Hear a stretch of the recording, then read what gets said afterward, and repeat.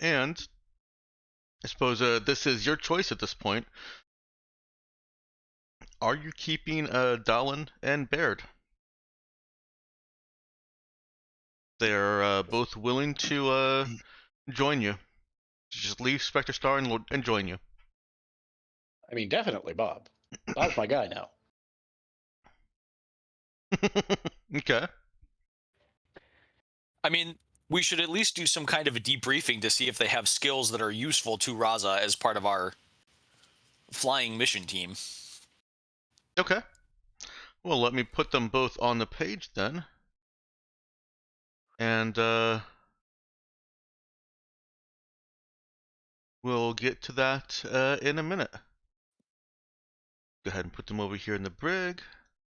Just because, you know. You have 2 specialist Dallin tokens on the page.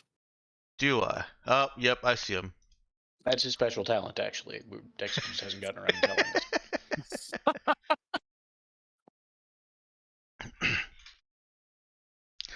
Psychic talent, co-located. What does that even mean? It's funny you say that. I hate you. Don't do that to me.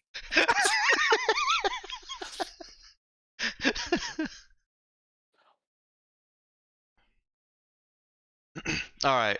I think some stage setting, stage dressing, and then we'll jump to the pulse, get some read on that, and then a little bit of what's going on the ship as you travel back to Kamiega. The first thing is that in Medbay, Oogie is paid a visit. It seems that Park has either figured out how to get into Medbay on their own, or someone let them in. Either is possible. Your Medbay is not just a small room and 2 beds. It is quite an extensive Medbay. Cruiser, after all. Mm-hmm. Cruiser with the extended medbay fittings, if I recall. I do believe that's the case. Yep. And they simply go up to Oogie and hug where he's not connected to machinery or in some kind of brace or cast.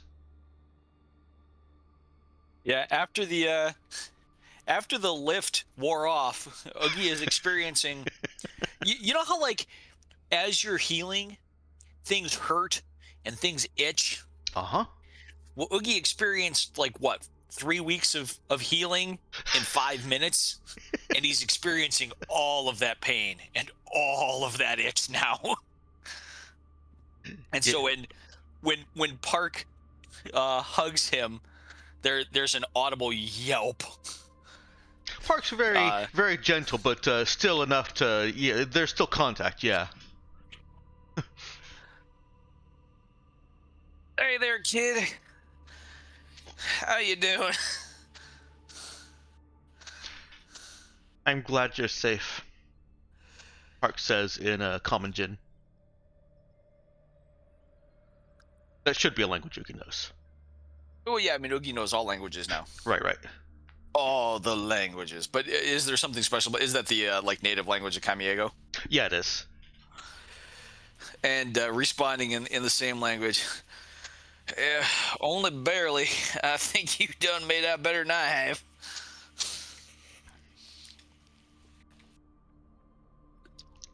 Why'd you get shot? Because I punched a robot in the face. That brightens Park's face. Tried not to use the same word, but I couldn't. That gives Park a smile. I almost used face again. Brightens their countenance. Yes. It faces their face. I'm helping. Yeah, you are. And Park is In a manner that is somewhat familiar to Oogie, Park silently waits for Oogie to continue. So Oogie will recite an abbreviated version of the story that will become known later as "That Time I Punched a Beautiful Cyborg in His Stupid Pretty Face." Okay. Park listens all the way through. Silent, which again feels familiar to Oogie. This is just how it is with Park. And at some point, the whole meds thing and the painkillers things starts to fade Oogie out, and next time he opens his eyes, Park is gone. All right. Does anybody else want any kind of establishing or foundation scenes here before we get to the psychic pulse? I have to assume that at some point Tally wants to yell at or otherwise interact with Izya over the whole situation, but it doesn't need to be right now. No, Tally actually doesn't want to yell at Izya. Well, that would be interesting by itself, to tell you the truth, but again, it doesn't need to be right now, and Izya's probably pretty distracted. Okay. All right. I think that's fair. Everyone clearly has things that are of utmost importance to them in their orbit. And so let's go ahead and you guys get out, and the pulse sweeps across. Izya and Marcus feel it, just like before. That sense of magnetic direction in Marcus, and those whispers have returned to Izya.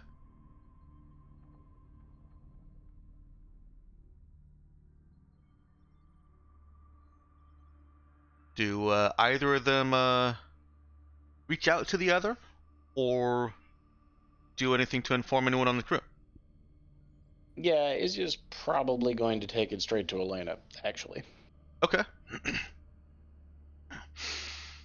Elena is, as usual, at least on the Hedgehog, on the bridge. Looks up as Izya comes in. Has he announced that he's coming in, or does he just go straight over? I don't know why he wouldn't announce himself. Okay. Well, I mean, like, did he call ahead to Elena and say, "I'm coming to meet you"? Oh, no. Okay. He's just going to kind of go find her. Okay. Your mission team has access to the bridge, so you don't have to, punch a button and get authorization to enter. That's good to know. Under less fraught circumstances, Izzy probably spends a fair amount of time standing around up there, in fact. Okay. Yeah, Elena looks over at him as he enters. It's happening again. What is it? Whatever the psychic noise that we ran into the last time is. Last time was while in metaspace. Which means it's worse this time, doesn't it? Do not know. I do. It's worse this time. Perhaps I was unclear. Nah, did not understand. Do you think is unsafe to drill into metaspace? Only one way to find out. What I think is unsafe is ignoring this any longer. Duh. What do you propose? We were looking at a detour to investigate this before we left for Ka. I know I turned you down then. Duh, and now have ship full of refugees. You make a good point. Will it be any faster to get to... What was it? Where did we think this was coming from? Audrima. Will it be any faster to get to Audrima from here? Would be different route if we put full use of spike drive, full range of spike drive to use. Also be very dangerous. None of the drill 3 or 3 hex courses are charted.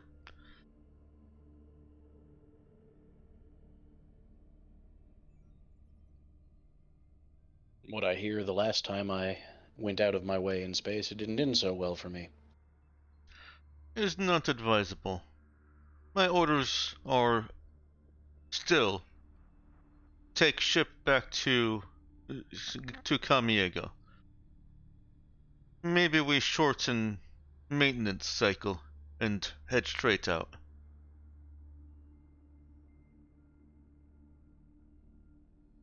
That's not a bad idea.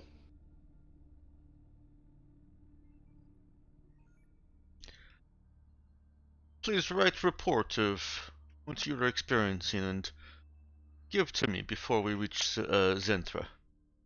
Fine. Izzy calls Archibald on his way out of the bridge.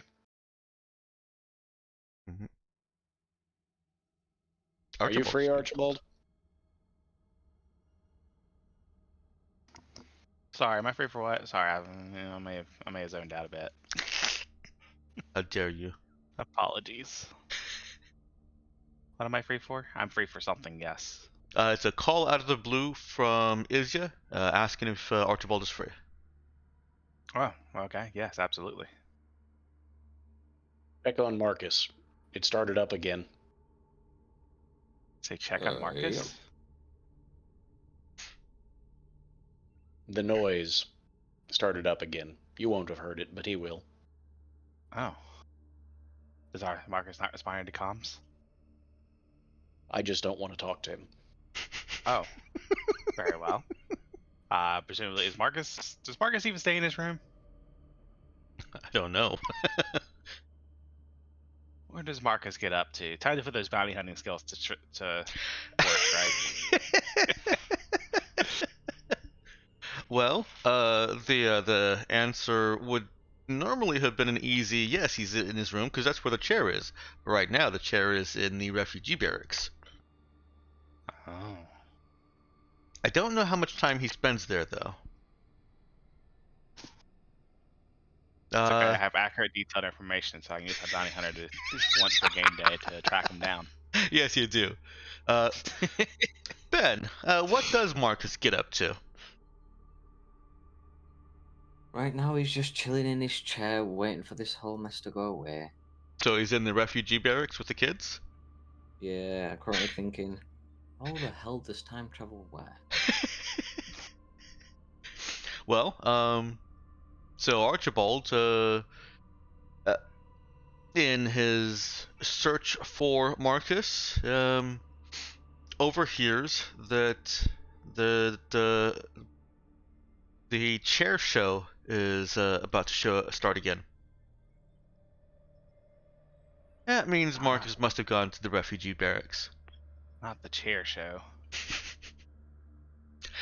It means something entirely different here than in other places.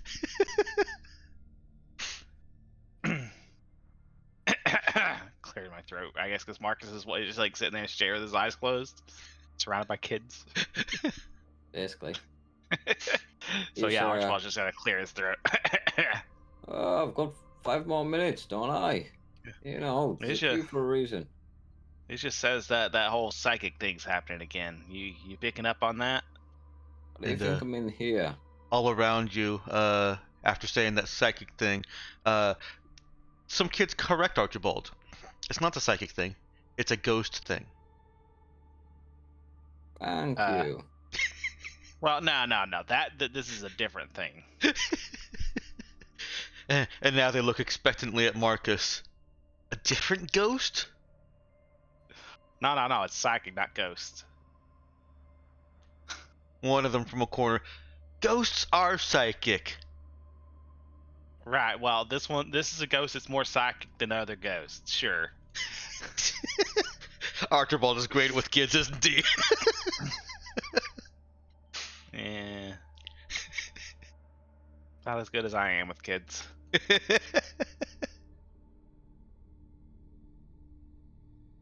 Well, Marcus. Okay, down to 4 minutes. Oh, go on. What do you want to know? Are you picking up on anything? Well, yeah, like I said, it's why I'm in here. Right. I guess I'm gonna calm Izzy. It's like, what did you want from Marcus again? I mean, he's, just kind of in his chair, and Is he doing anything unusual for him? I'd say no. Then everything's as good as it's going to get. He's not like freaking out or anything. Just, well, unless he's like, I don't know, freaking out quietly. Hey, Marcus, you freaking out over there? No, just more thinking like, how does time travel actually work? Like, is it because they drilled somewhere, got caught up in the meta space, and then Right, but that's something they different. were just subjected to All right, thousands well, of years he's worth going on of, about the like, time I travel. don't know, Now you know why I didn't want to talk to storms him. and stuff, but then it crashed onto the planet and then only had some years, or was it like down there for like years? seems and years? like, How does that work? I'm really confused whether he's actually picking up on any of the whatever you're saying. That time travel's really sent him on a loop. Yes, that's one thing you could do with time travel, I suppose, is create a loop.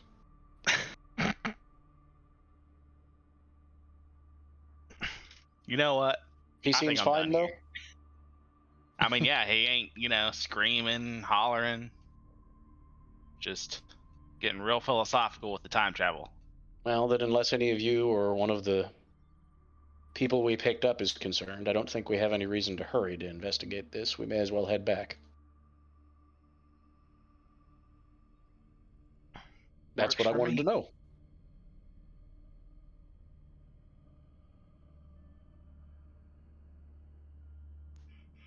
Okay. Guys, the hedgehog continues on its way to the horizon and safely drills into metaspace. As before, the directional urges that Marcus experiences feel less random and actually more oriented and directed, only shifting as the ship begins to travel through metaspace.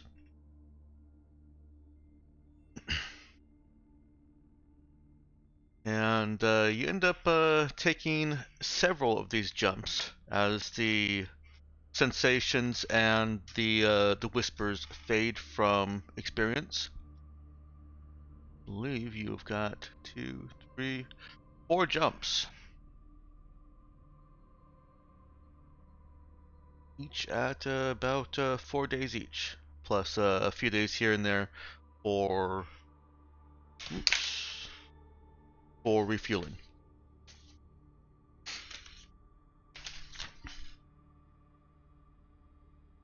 So over the course of those 2 weeks,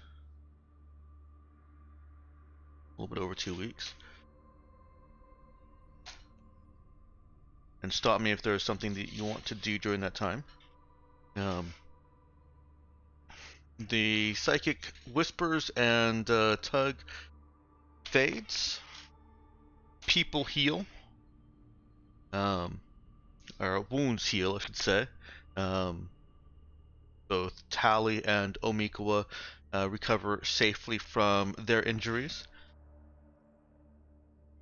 Omikawa has some kind words for Oogie about how he handles the kid and asks him if he's ever had kids. Or if he remembers having kids. No, to the best of my knowledge, I ain't got none. I didn't mention any in the letter I left myself, that's for sure. I mean, I mentioned Park, but old Oogie didn't say nothing about Park being my kid. So I assume they ain't.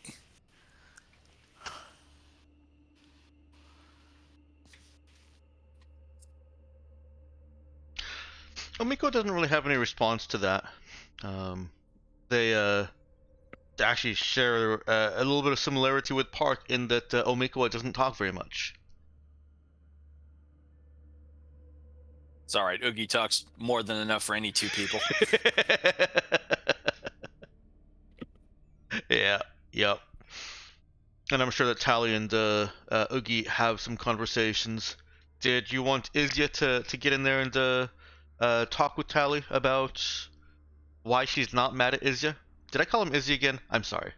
No, you called him Oogie this time, which Oh. even better. Okay. Well done. Yeah, sure.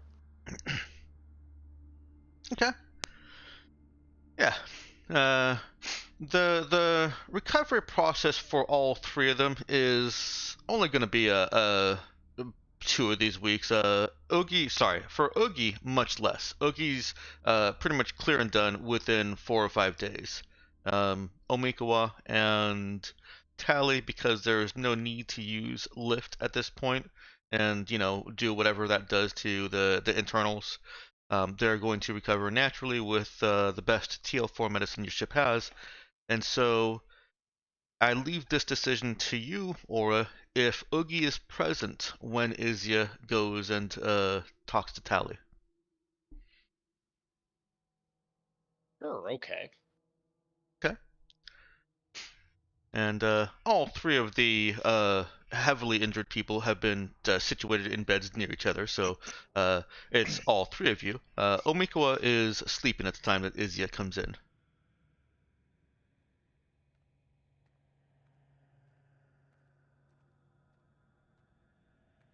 Tally is not, and she looks over at him. I don't know if I should apologize. You tell me. Yeah, I heard about kind of getting into it with my dad. Apparently that was between us, and the most I can say about that is that I don't remember it. You wouldn't. He doesn't know that. And I don't think he would believe you if you told him. Wouldn't believe you if I told him. I don't entirely believe it myself. That's a hell of a thing to do. What was it your ship did? Sweeping case of really bizarre art fraud. It doesn't even make sense. Yeah, who draws plain triangles on landscapes? And circles and squares. Part of me wonders, even knowing it was a fraud, if it wasn't supposed to suggest something mystical. You know? Mystical, like... Like I don't know what. There are a lot of very strange things in the universe. Oh. He sent me pictures of them if you want to look. Sure. Okay. Although not right now. Oh, she's already pulling out her compad. Ah, well, fine. Or data slab. Not going to fight her about it. Yeah, she's already pulling it up and... No, put the slab away, you fool! And Gaze Oogie ye not sits upon up. the Black Pyramid. Oogie sits up in interest too, and he goes, "Push them over to my slab too. I want to see these." Oh, good.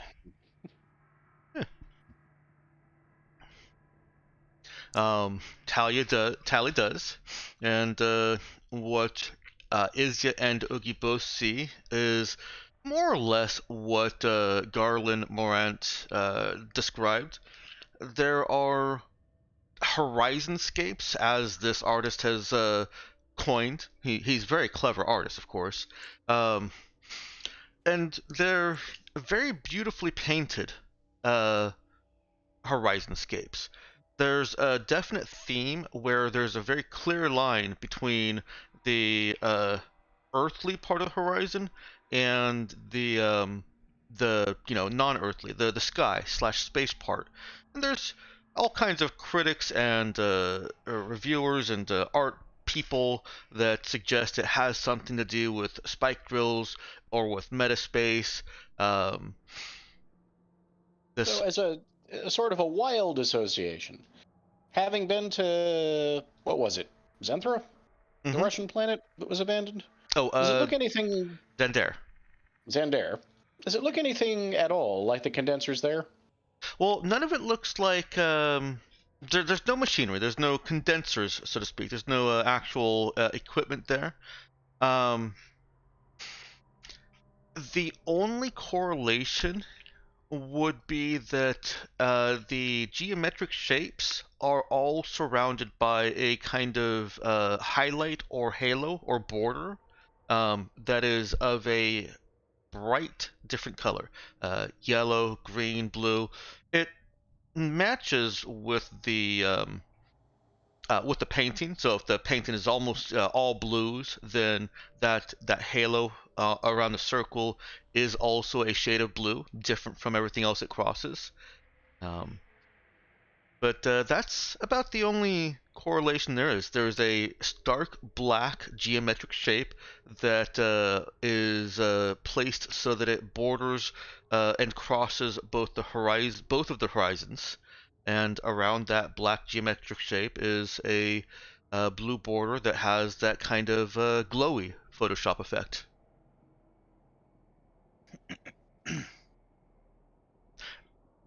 This is way more deliberate. I think both Uki and Izya can ascertain this is way more deliberate than just somebody deciding to draw a mustache on the Mona Lisa. This is a very strange mix of convincing and not. I'd like to think that if I am, how did you put it, Oogie? A scoundrel like the rest of you? Or I should say was. Oogie grins. I would have been better at it than just to try to pass off a bunch of black boxes as a work of art.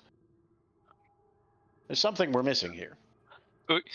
Oogie's got a shrewd but also mischievous look on his face. He goes, if this were like a spy story, this would be like a map or something.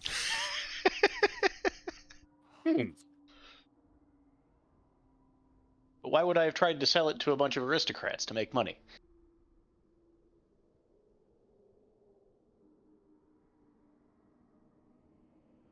Oogie ponders that for a moment, and then his face lights up. The plot thickens. Tally rolls her eyes. You two, this isn't a spy thriller. This is just somebody trying to resell art and make it more valuable by making it more unique. Again, maybe it's just my ego, but I'd like to think I would have done something cleverer than that. Fooled my dad.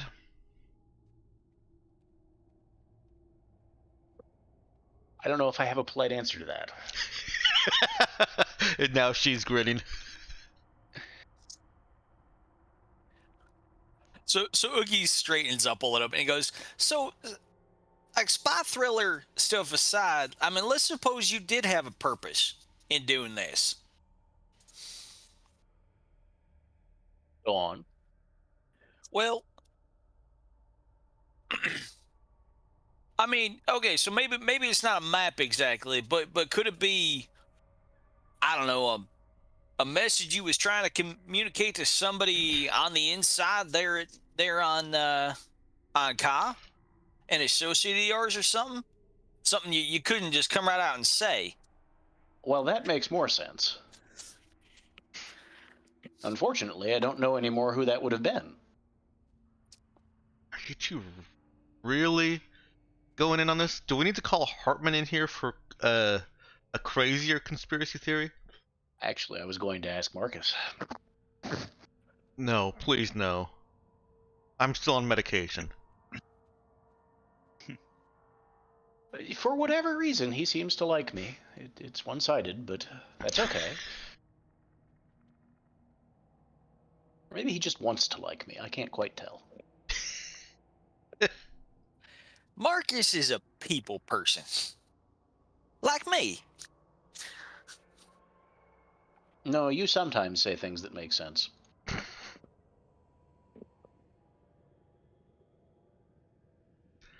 Do you call Marcus in? Not yet. Okay. Instead, on account of I do have a reasonably solid record of who was in my crew previously, I'm going to try to use that to make some kind of sense of who on that crew would have done this, rather than what they were trying to communicate. Yeah. That But that'll probably take a while. well, that also flows in with what Tally's thoughts are, and Tally says, "What makes you think that you were the mastermind of all this? You were just the head guy, selling it." Cruel. Possibly correct, but cruel. It's what you do, right? Now you got me there. You know, even with the memory loss, you don't strike me as someone who would deliberately plan and go out of your way to swindle someone. You're just a guy who does it because it's a paycheck. I had the same thought. There would have to have been a reason why I would have wanted to do it, or why somebody on my crew would have. Hmm. That's worth a look. I guess we can't ask your father to see if they can locate anybody who liked me and knew me back on Ka.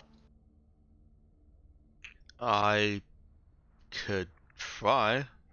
It would put them in some peril, though. I mean, it would basically bring his attention to them as possible resources to track you down.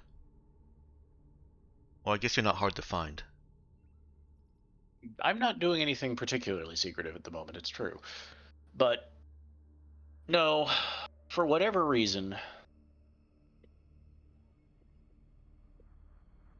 there was nobody the old me thought I should find. He just thought I would find friends on Everest. And we didn't. Hmm. I wonder what would have happened if the Shogunate did let you get arrested. I'm sure it would have been very exciting. Jailbreak? Now that's a conspiracy, and that's a story I can get behind. Perhaps we'll find out at some point. Personally, I'm not in any hurry to be locked up. I feel like I may have been locked up for a while already.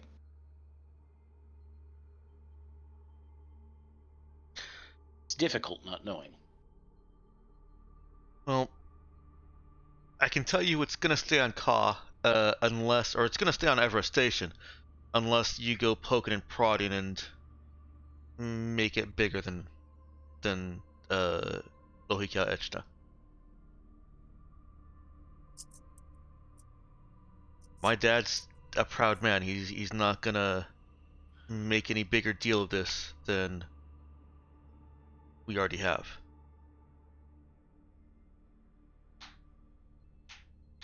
It'll have to wait for now. But I'll see what I can find out in the old manifest. And maybe we'll let Marcus look at it eventually.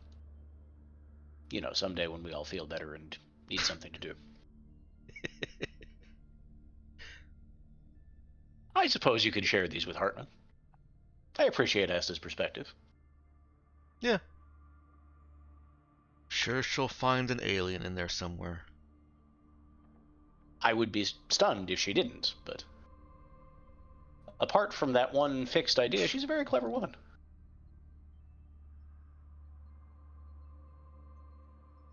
Tally holds her tongue. We have to work with what we've got.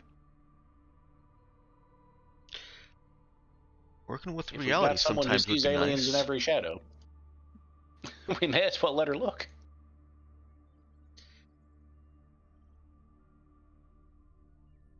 I suppose so.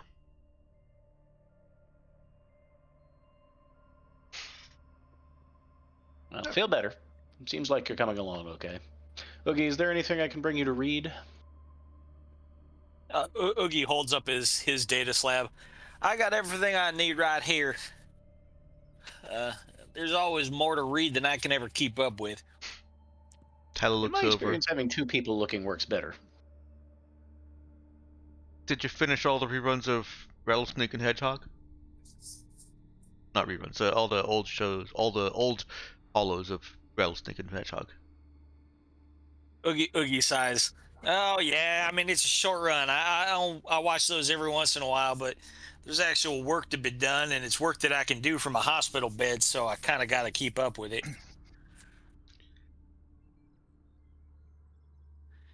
But this art swindle thing, yeah, that's something new I can work on. And he winks at Izya. Well, if you get bored, see if we tried it anywhere else, I suppose.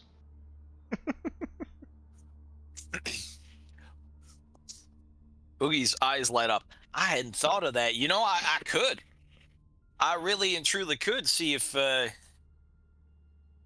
what else you might have sold throughout your time as an art trader. Oh, I'm sure that'll be very interesting, and not embarrassing at all.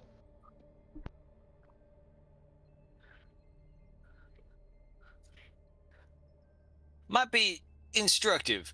I don't know about you, but I feel a little bit undereducated when it comes to what my former self decided that my present self needed to know.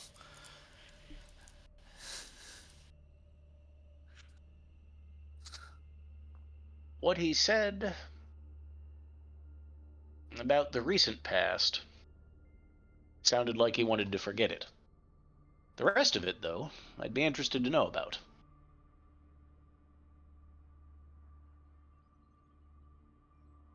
All right, well, I'll see what I can dig up for you. So yeah, every time we are in a system, Mhm. Oogie's going to at least do whatever research we can do while flying from one part of the system to the next. Okay. To see if he can trace any of the art history dealings of one Izya Peribsen. Right. Given that we have a pretty good, manifest of who was in Izzy's crew, he's going to do more or less the same thing, but for the people. Okay.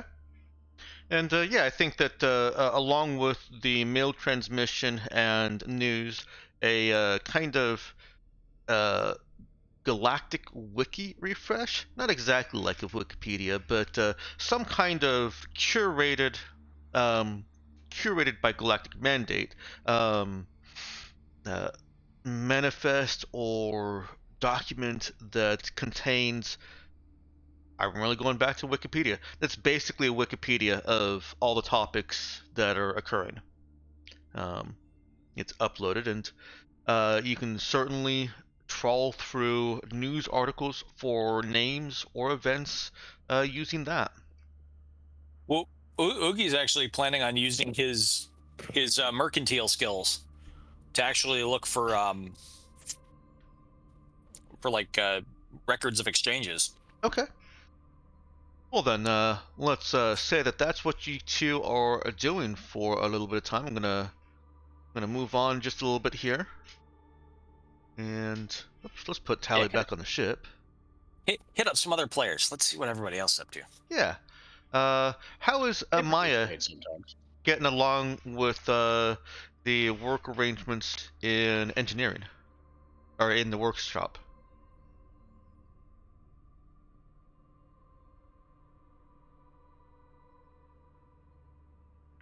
Sorry to jump out at you there, Nox. Do you want me to come back? My microphone was muted. I also don't know what future stuff could have happened since things had appeared to have been solved. Amaya's corner was curtained off, and sorry. If Amaya had already curtained it off, then it was done in. I should ask questions instead of. Did Amaya curtain off her little corner? Inside of the ship? Inside the workshop. No, it was just space heatered.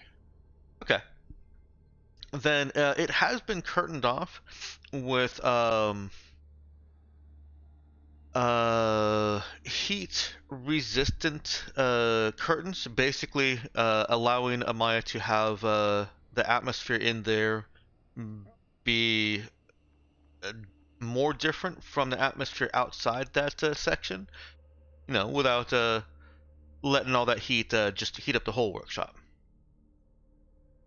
Also gives Amaya a little bit of privacy there. And that all looks like it was installed with tools and probably some maintenance work order requests and the whole bureaucracy red tape.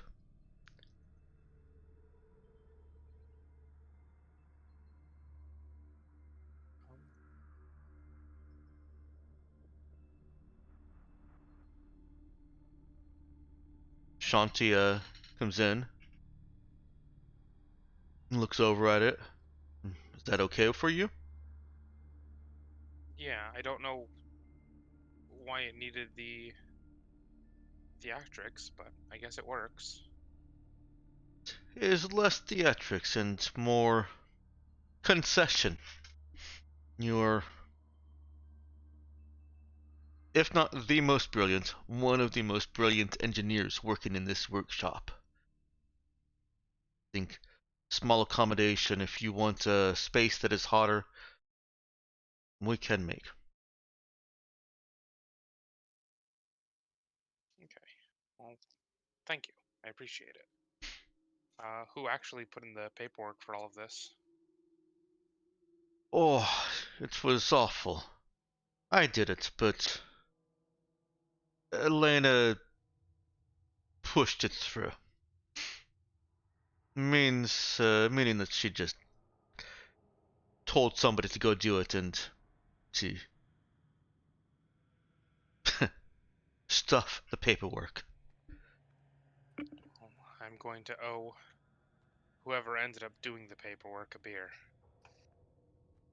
Probably some orderly, one of those people walking around that we never learn the names of.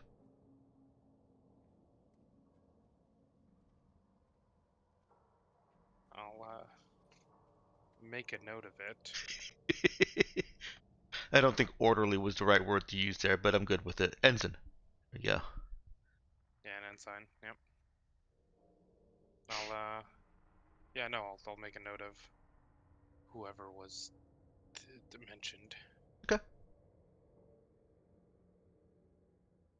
And needless to say, there are no clocks in Amaya's cordoned Inside the workspace. curtain. Yeah. Yep. Uh,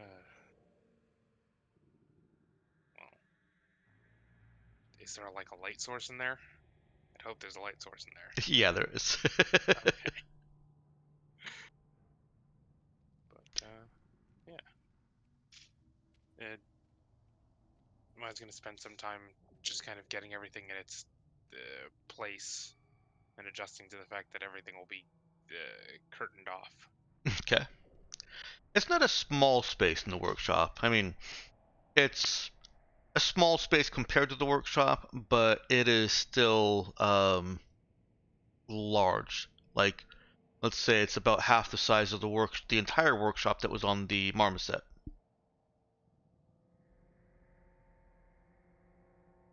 Okay.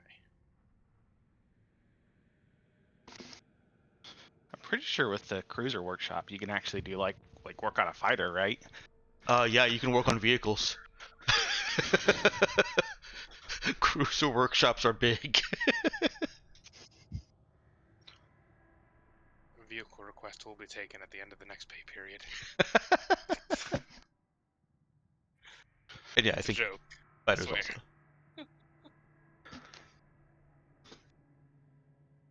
also. Handles vehicle modding and starship maintenance. Yep. Oh, the capital can actually build vehicles. Yeah. So I'm not. gonna suggest that you could build them there, but I think that is battleships. Yeah. Yeah. All right. Um. Still pretty big. Is Arch doing anything in particular?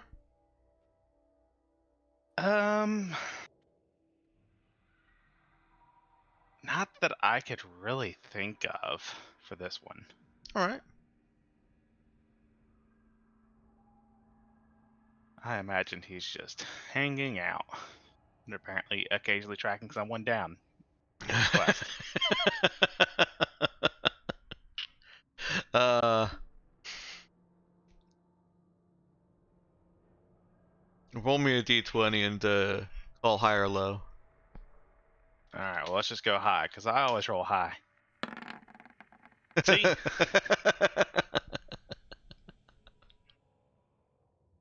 All right, so with it being high, I'll give you the choice of which you prefer.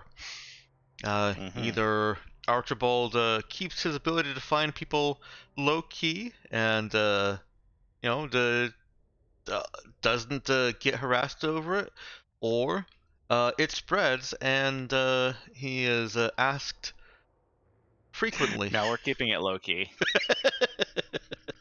Okay.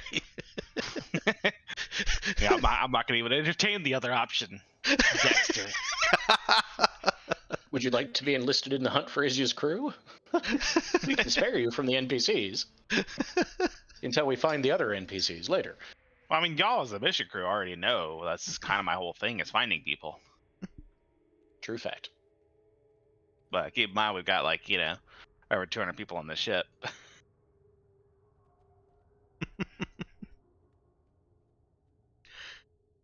All right. After a few jumps, you are making your last leg to Zenthra. I imagine that Archibald is probably being recruited to help to siphon through filter through the information you get, and see if he can make sense of what happened and where Izya's crew went. Sure. Okay. I suppose I will help Izya as a fellow mission team crew member. All right. Tulare, go ahead and roll me a. We'll just use trade. Go ahead and roll trade. Okay. You can use intelligence or wisdom. We'll use intelligence. All right. He always works smarter, not wiser, I guess. Do I get my 3d6? Yes, you do.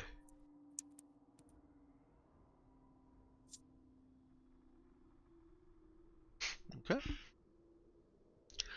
So, it's not terribly difficult to track this down.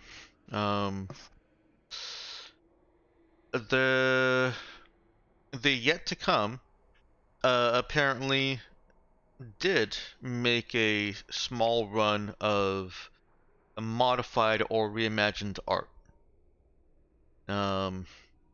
It wasn't a habitual thing. The yet to come were legitimate traders for span of time before that, and were respected in most places that they went.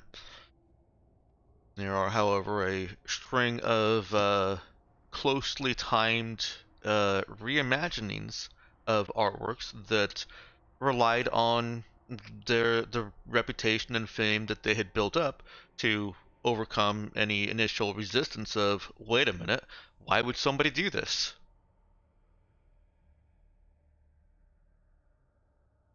The reimaginings were all very similar. They were some kind of geometric defacement of a landscape, of some landscape artwork, landscape or spacescape. You did roll 12, so I'm going to throw in here. The spacescapes are what seem to diverge the most from the others in that there's no land. There's no this geometric shape touches this touches both sky and land. But on closer inspection, Well, they do. There's always in every single one of them. There's a planet, not a sun, not a moon. Well, actually, I shouldn't say not a moon. Some kind of terrestrial. That's not moon. Not a gaseous body.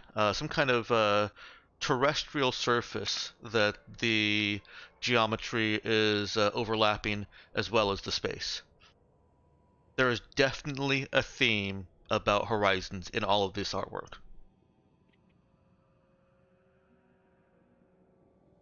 I'm no artist, and I can't speak to the artistic merit of these defacements, but this seems awfully intentional. There's a pattern here. I don't know what it is, but this weren't no accident.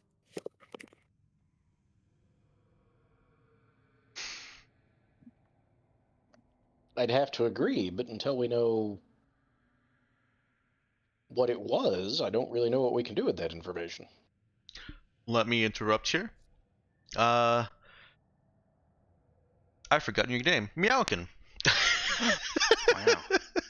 Wow.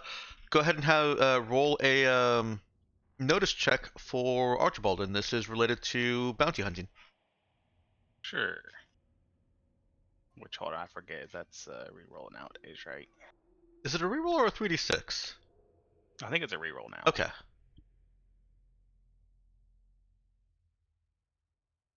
Yeah, I can reroll a single skill check. Okay. Oh, good thing I'm only making you roll one skill check for this. Yep. So I should reroll that, eh? Probably. Okay.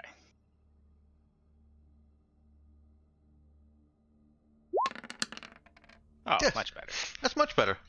So, Once per scene. Yeah. the crew of the ship yet to come is locked up at March. You've already passed March. Sorry, locked up at La Miera. You've already passed March, and Elena is almost certainly not going to go back. You're days away from Zenthra. Not surprisingly, the yet to come was impounded for fraud, selling art pieces, and someone on La Miera got wise to it. Might have had something to do with the fact that they no longer had a telepath when they got caught. One of the story of the crew that was on the yet to come is less interesting than the timing of a new crew addition.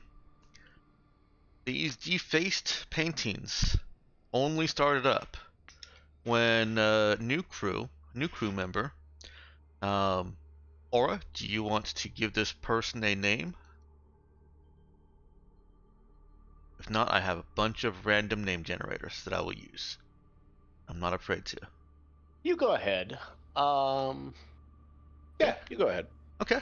I will get that name in just a second. But that's the meat of the information. Is that what Archibald finds is that the old crew have gone off and kind of started their own ventures with their ill-gotten gains. Some have gotten caught and arrested, like Garland Morant tried to arrest with Izya. Others just have disappeared, and some are living large in places that don't care what they did. But all of the fraudulent art selling occurred after this new member joined the yet to come.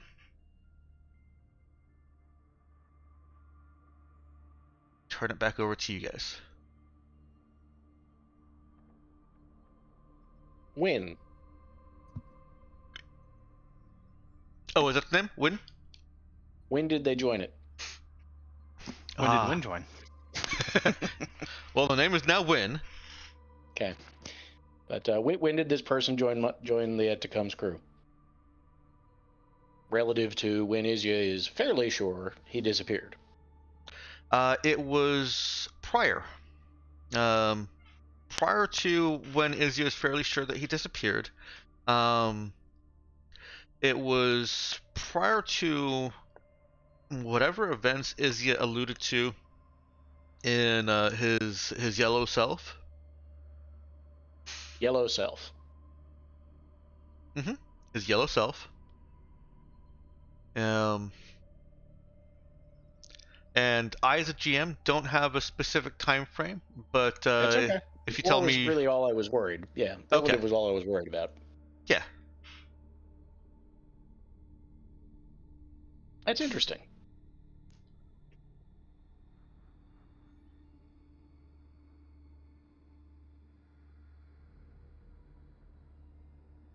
Win Garrett.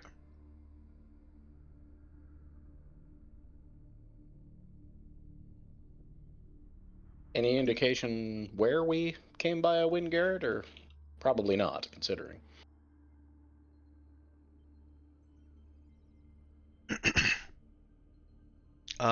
Yes. Win Garrett was is not from fighting, but was picked up on fighting. And real quick, remind us what's on fighting. Because if Fight. I'm remembering right, the answer is not much, but I could be wrong. Fighting is where they had those weird death cults and the Connecticut. consuming storm.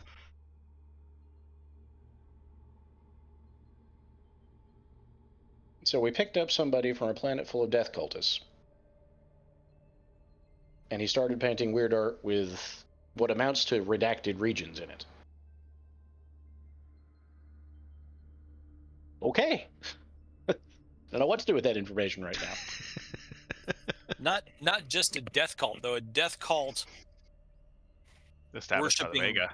Yeah, established by the Vega. We're worshiping condensers and.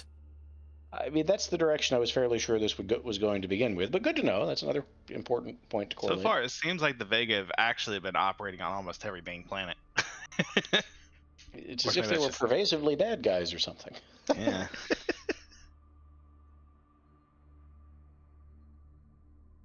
Suppose we haven't seen direct. We didn't see direct signs on Ka there. Didn't see any signs on Ka. Ka is pure. Wonderful planet full of beaches and general Yeah, excellence. Next to disagree. How that works. And jellyfish-based sea life. Ka is great. I don't want to hear anything about it. Everybody should be from Ka. In fact, it's a silly place.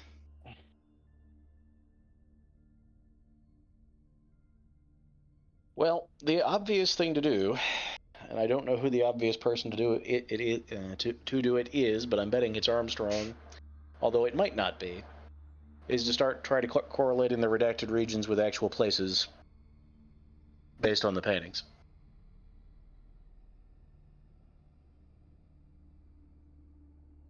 Do we have anybody else who knows anything about space geography, as it were?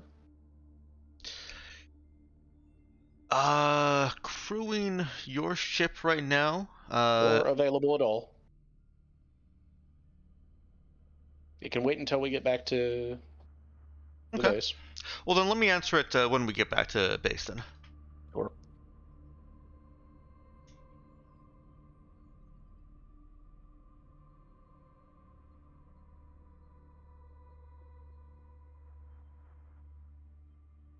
So-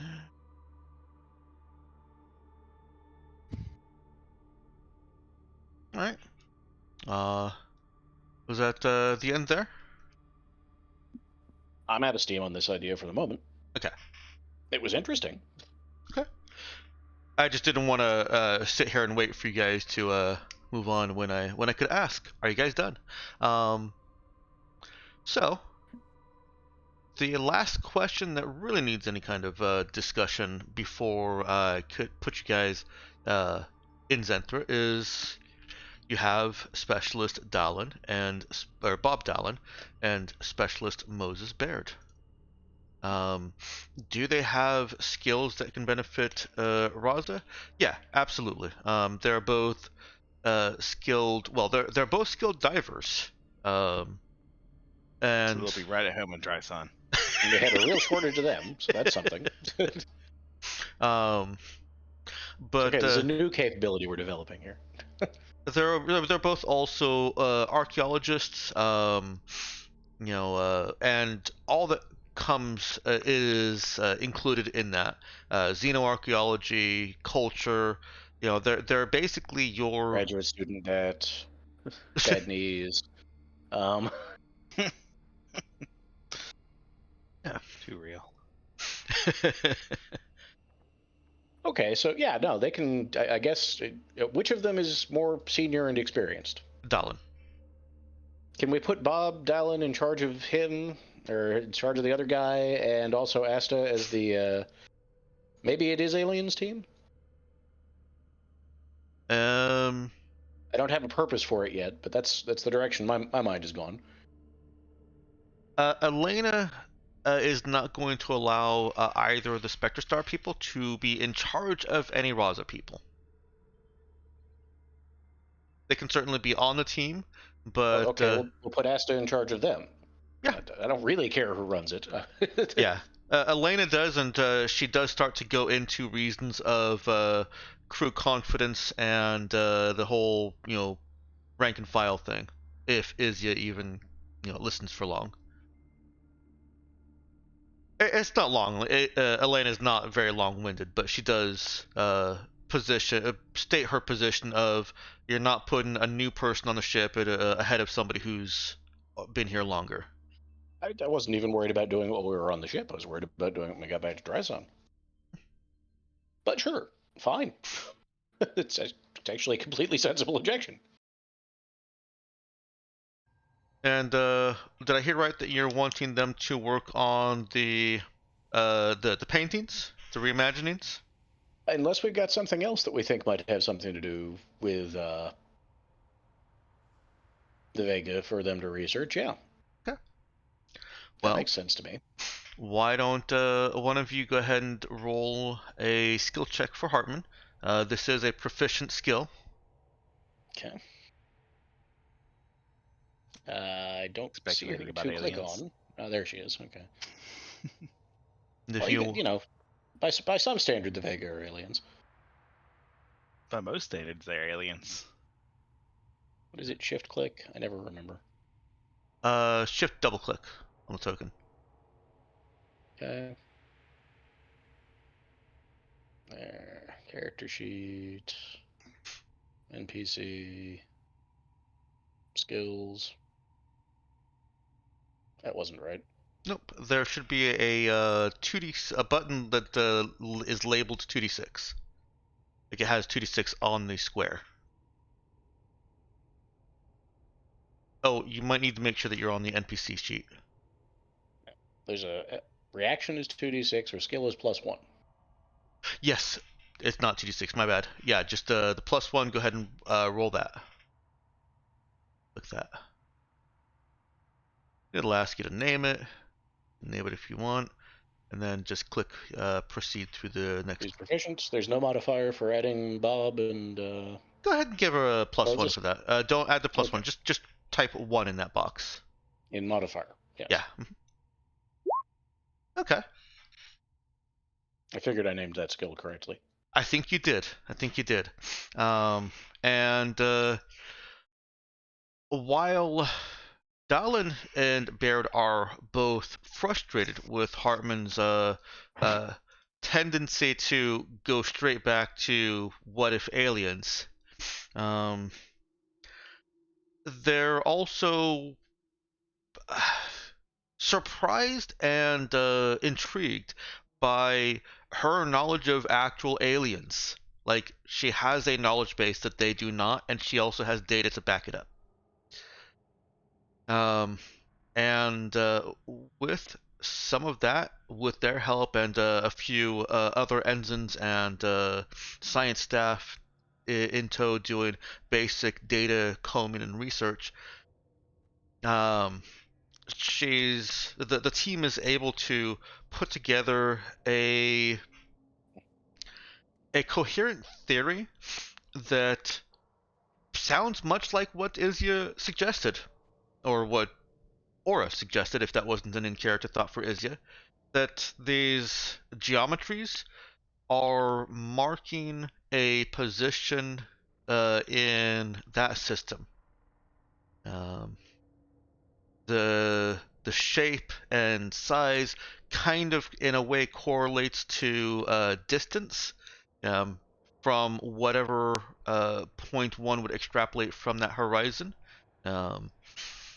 And supporting this theory is that if the planet in question were to um, undergo the not condenser, the portal widening that the Raza has data from Onalau,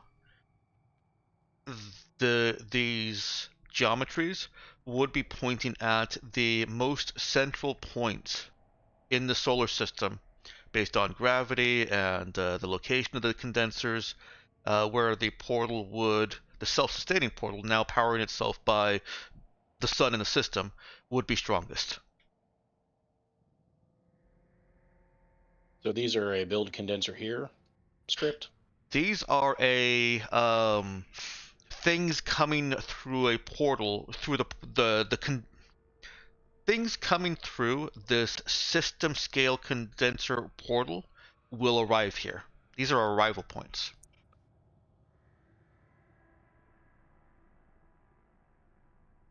Maybe we do need to find this guy. In whatever it was. If and when Oogie catches wind of these findings, he's all like, "So you're saying it's a map? Boom! Called it." Yeah, I think Oogie would be present in the discussion of these findings also. Anyone who wanted to can be present for this. Marcus, Archibald, Amaya. Yeah, none of this is a secret for sure. Yeah. This is a big finding, and Hartman probably sent a message to all of you because she is excited to present this. But the question is, who other than Izya takes Hartman seriously? I mean, Archibald humors her at least. I mean, Oogie reads her reports, but he reads her reports last when there's no other reports to read. So what I'm hearing is Izya and maybe Marcus are the only ones in the room.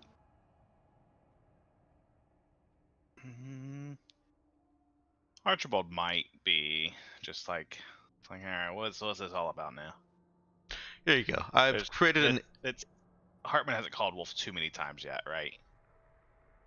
It depends on what you consider calling Wolf. Pretty much anything that's Right. something strange, she says it's aliens. So, you know. Well, Archibald's patience hasn't worn thin yet. Okay. So I've made an It's Aliens box. I want to see who's actually present for this. Because, this time it is aliens. You should put Bob and Moses in the aliens box, too. Will do. Because they're aliens. Aliens are amongst us all along. That explain a lot. And Oogie was there also, right? I'll be there I can be there. It's not super important that I'm there, but if you want the mission team to be there, I'll be there. At this point, yes. Let's just get everyone there. I'll call the others after I realize she's serious and she might be on to something, if we need an explanation for why. Okay. So, yeah, we resume with the Oogie. Boom, it's a map, told you.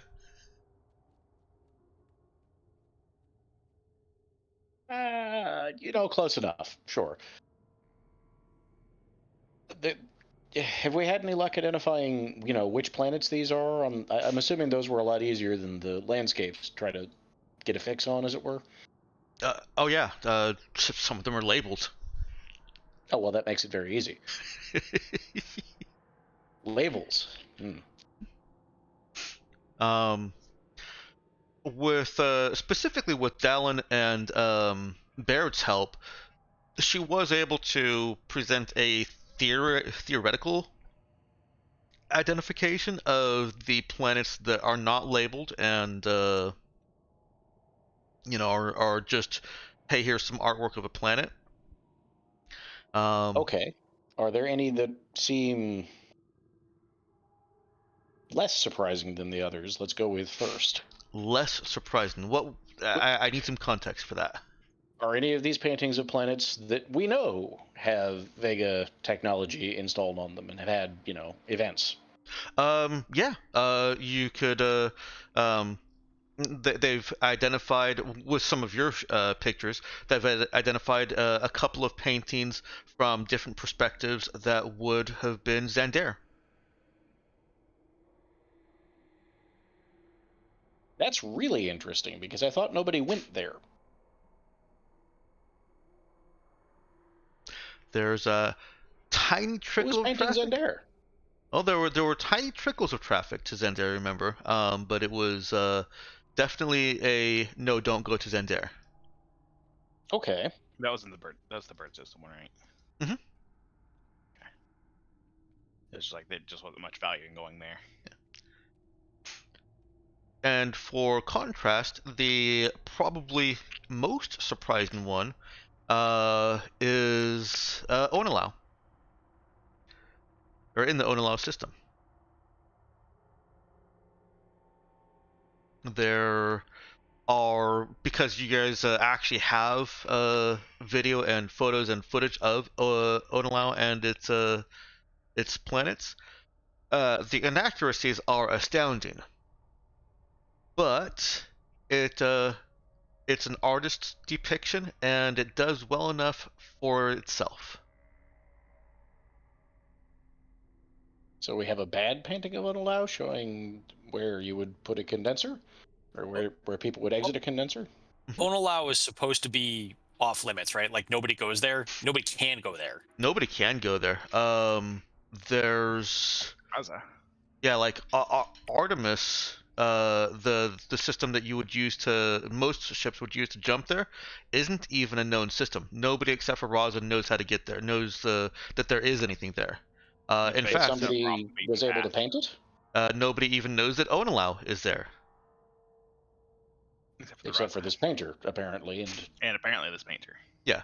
Now the painting isn't labeled as Onalau.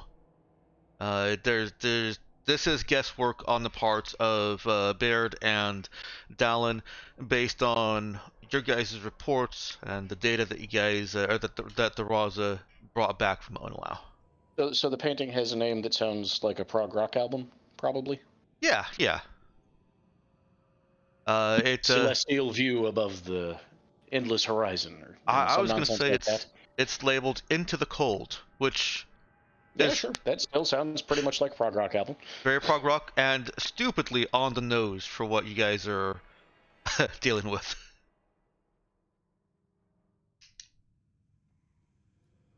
Which artist painted that one? Oh, I don't actually have the name, so you can make one up. I mean, you better write an NPC profile because you bet we're gonna hunt that person down. They may be dead, but we'll hard be to able to say. establish that with the space internet. Not when though, right? Well, yeah, that's a possibility, I suppose. It could be a Win original, but we'd have to do some more research to find that out. We need somebody who sounds like a Lovecraft protagonist to be the painter on that one. I have a random name generator for Lovecraftian horrors. Use that one to tell us what the name of the painter for that one was. I sure will. Hiram Wildenstein or something terrible. It's not even super Lovecraftian, but something out of the I'm a overeducated East Coast jerk genre. Yeah.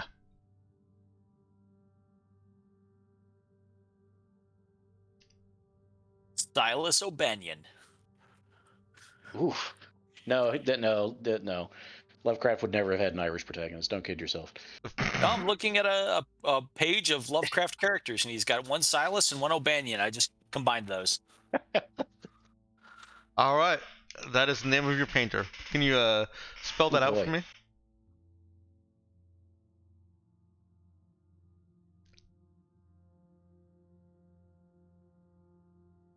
Okay.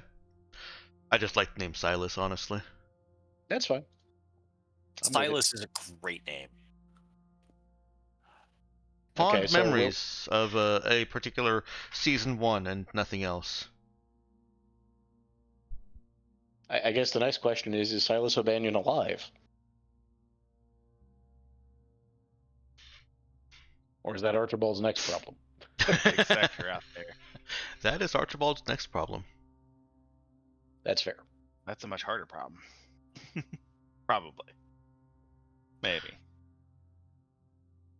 Especially if all we have is a name. That's like finding a park.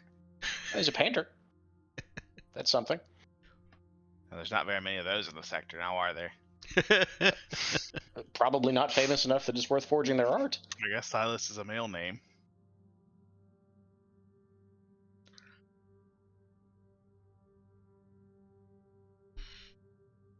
All right.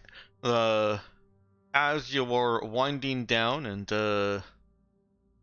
starting to devolve into some of Hartman's wilder theories, it's always the problem with working with Hartman is she doesn't put the tap on. She doesn't slow the tap when the jug is starting to get full. Mm-hmm. Just loves to speculate. I'm right there. I love speculating. Y'all get the call over the ship speakers. Yellow alert. We are entering Zenthra real space. Everyone to stations.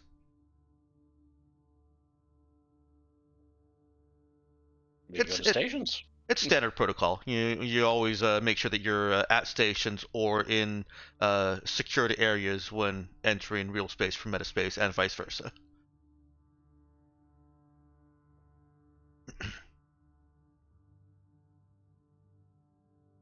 Oh, wait.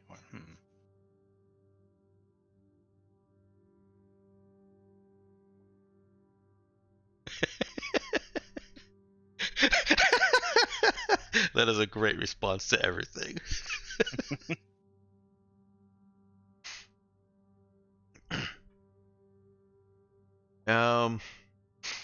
And as you enter real space around Zenthra, you are hit with the normal news as it passes through. There's no longer there is a stronger travel advisory through the Three Dogs, the nearby orbiting gas giants that the pirates tend to use as their safety place. You're warned even more strongly to avoid that area because Red Wren and her apparently her union have taken their ships elsewhere, and the remainders, those that chose not to join her, are more chaotic, more prone to rash decisions.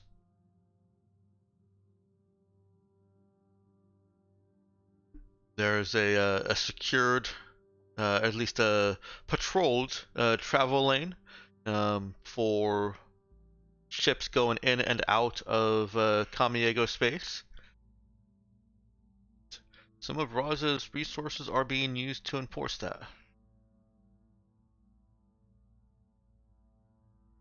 We're about a half hour away from our break, so I think now is a good time for us to level up. Everyone gets 8 XP. Yay.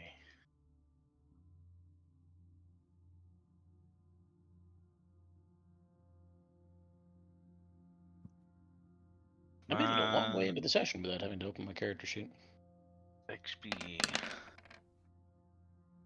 Meh, 4 points. Yeah. Just means your next roll, next level is more likely to be good. Yeah, that's what I thought last level too. 1, 3, 2, 5, 2, Oh 2. yeah, because you've got a bonus too. Yeah, that's with the warrior, so I'm getting plus 12. Yep. Just So for being a warrior. your roll is 15 That's on a 6 15. dice. Yeah. That was only 4. That was 4 points up from my last level. So I have not had good luck with health rolls. No. By contrast, for what I'm working with, I'm doing pretty good.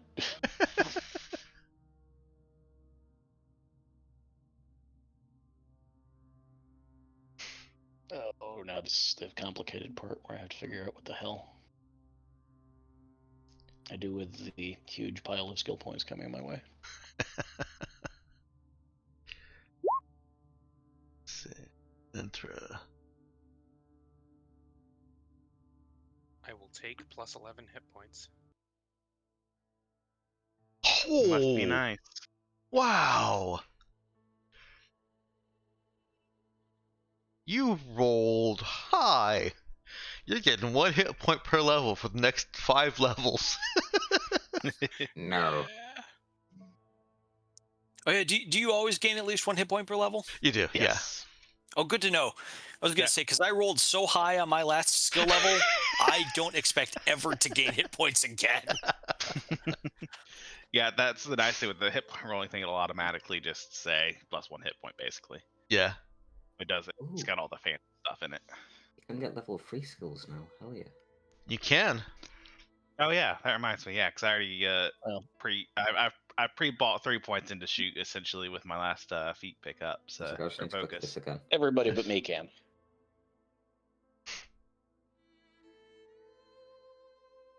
Let's see. So I shoot at 3 now. Pew pew. It's the level And where do I want my other uh, 2 points to go?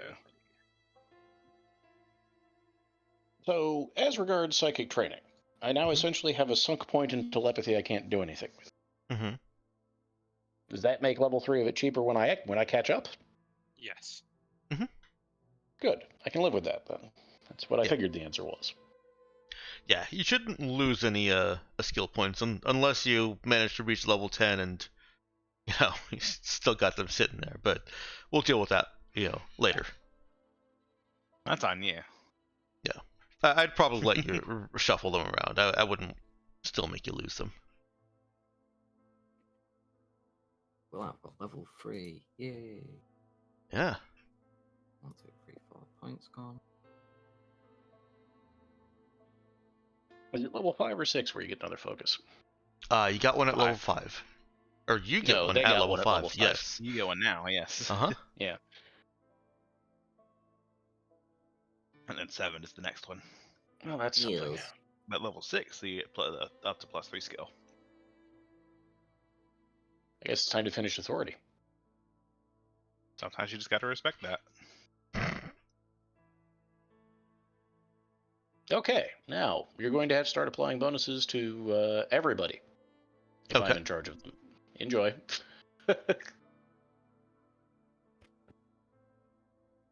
Yeah, no, that's fantastic. So you have level 2 now? Yep. I've had authority 1 the whole game and never actually needed to use the make a request thing. Dang. Actually, did pretty I use good. it on the soldiers on Zendare? I think I might have. I think you did. Yeah. I do recall it being used at least once. So I get my favourite thing now. What's that? I become Reiner. Or the Juggernaut, should I say. I make holes in things. What? Yeah, I can make holes in things now. TK Ram. Oh, Make holes in holes things. in teeth. Gotcha. Yes. Oh, yeah, I really enjoy that one. We had that one, and Charlie had that one. Mm-hmm. It's fun times. So I can't raise lead or telepathy this level, so I have 4 skill points to spend on things that aren't mostly what my character does. Yeah, You can save them. that was good to diversify. Or you save them, yeah. With the Particularly for, I have other things, I'm just saying. yeah. I mean, you need 4 skill points to go up to 3. So there's that. Dexter never asked us to do anything with Administer, so I'm going to continue to wish I hadn't put any points in their character creation. But No, you just gotta really push it. Nemesis got some value out of Administer. Yeah. Administer it was I would say of prime importance in the previous campaign. Haven't we rolled it a couple times this one already? Yes. Yeah, think I've I've actually rolled it a managed to couple times. talk him into it a couple times. I'm just saying. Yeah, he's pretty easy to talk into it. I like Administer. I mean, I've spent 20 years of my life working for a government agency that's primarily paperwork. So, you know, Mm-hmm. write what you know. So do I want to know or administer it too? I think is the real question here. We don't have anybody else in the main team that knows things, right? I thought Oogie had some now. Oogie has +2 in now. Oh. But you could know different things. No, it sounds like I want to administer too. That's also fair. It'll cost 3 points, I believe.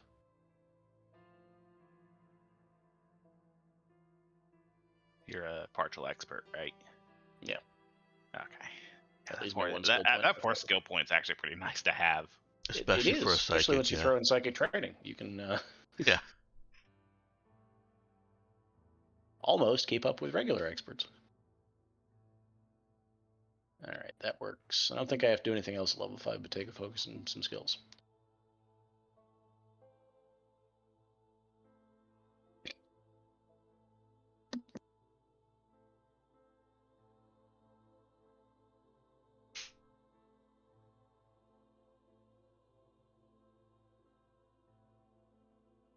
I'm debating what I want to use.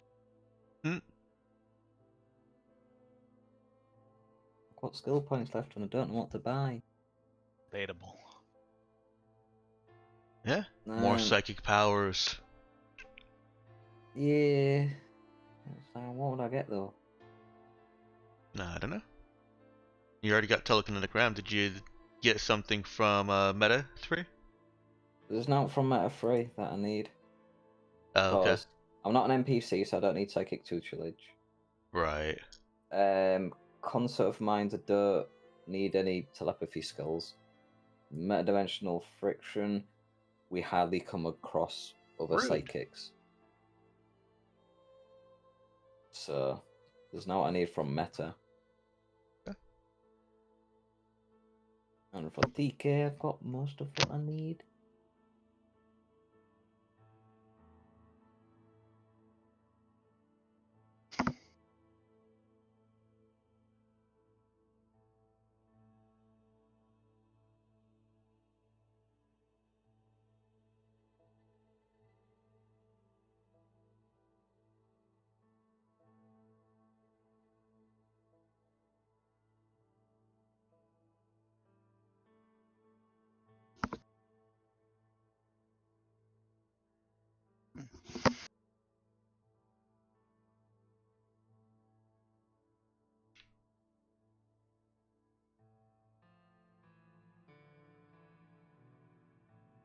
All right, just so that we're filling the air with something. Tulair, what have you done with Oogie as far as character advancement goes? I decided just to increase connect from 2 to 3. Okay. Otherwise, I'd be leaving a bunch of unspent skill points hanging. Mm-hmm. At some point, I have to increase punch, but I figured I would take a moment to get good at the things that Oogie is supposed to be good at. Mm-hmm. Yeah. Okay.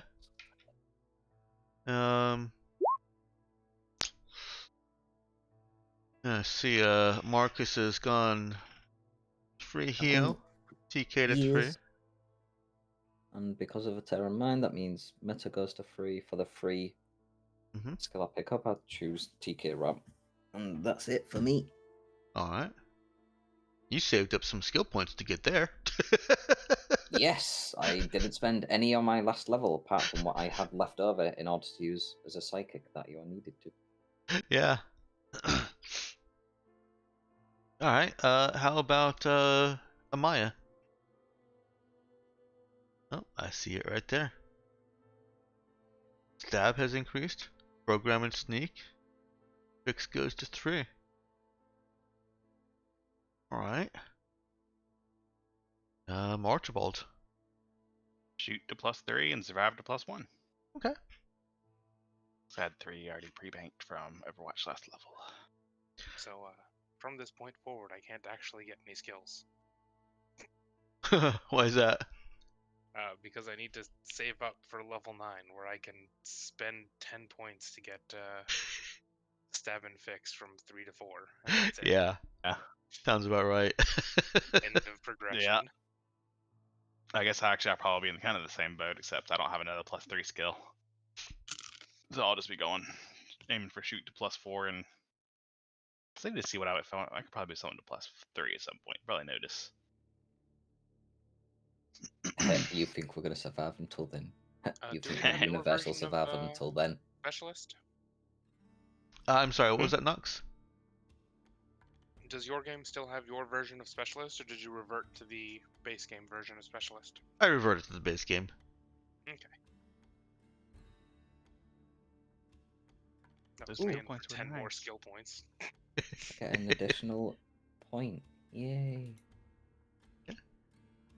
And Aura, have you finished deciding for Izya? Unlike the others, I made my decisions out loud. You've heard them already. Oh, okay. I was just I mean, mine ignoring out you. loud too. We're just reiterating them. I've taken authority to 2, and I have raised administer to +2, and that's it. There's not a lot to do this Okay. level for me. The longest part was finding the page in the book where your maintenance score is calculated. Yeah. The sheet doesn't have maintenance score? Wow. Yeah. Yeah, I You're right, know. it doesn't. I guess I knew that, but I never thought about it.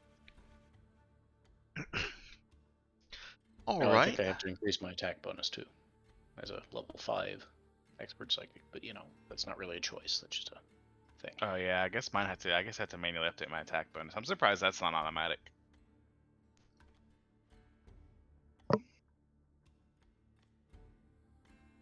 +13 for all to the hit. attacking I've been doing.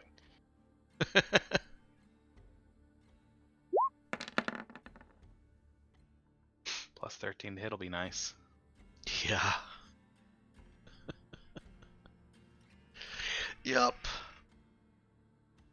I mean, if you're fighting somebody that's just wearing basic armor, you can't miss.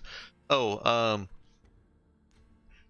I learned that Stars Without Number was intended to have a auto miss on 1 On and 1. auto hit on 20. Even though it's not in the book. Huh. But that was Crawford's intent. I believe he included it in Worlds and has clarified on Reddit that basically he was surprised that it wasn't in there, and it should be for compatibility with the systems that it came from, that inspired it. I mean, it's a really standard thing, and It Very is. common OSR tabletop mechanic. because there's always something that's going to screw you up, and why not have a 5% chance? Yeah, I'm fine with Or it. a 5% chance getting lucky. I was kind of pleasantly surprised and pleased with the lack of it because, it It just seems seems like there should be some situations where, barring weird circumstances, that Yeah. one person's never going to actually miss. Yeah, that you can't get the my It's kind of weird to think that they have a 1 in 20 chance of missing him. They're the best sharpshooter in the world. yeah, and my pleasant surprise of it was from being much more mechanically and optimizingly minded at first, because my scenario was okay. Well, fine, you just get a group of 500 soldiers attacking something that can't be hit because it's got an armor class of 40, and they will kill it because 5% chance. The odds are in their favor. Mhm. My brain now Strength in says, numbers. "Oh, go ahead, Ben." Strength in numbers. Exactly. My brain now goes, "Nah, the GM can just say no. It doesn't work like that."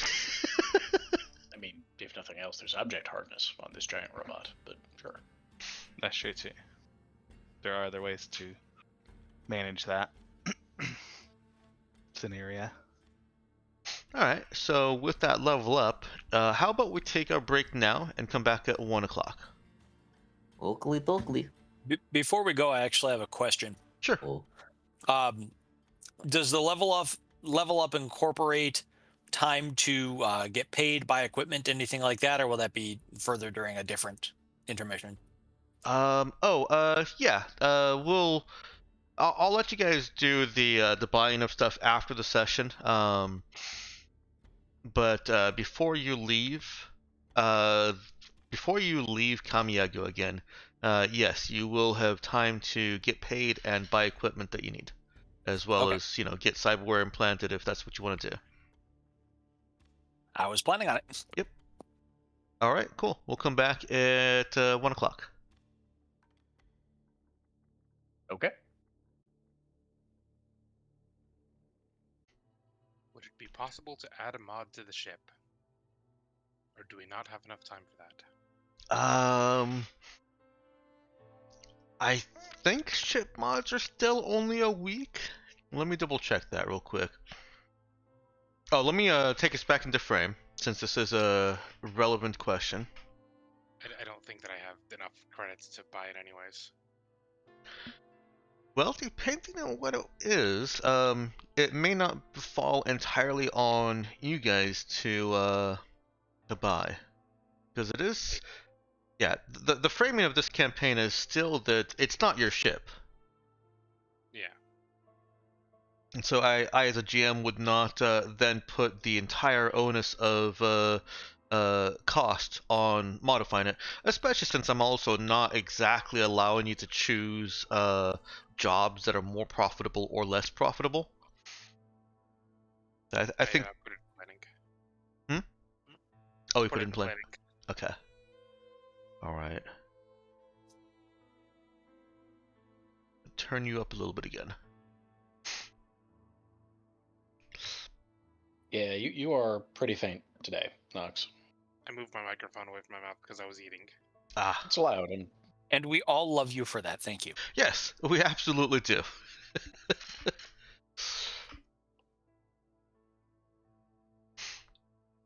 Okay.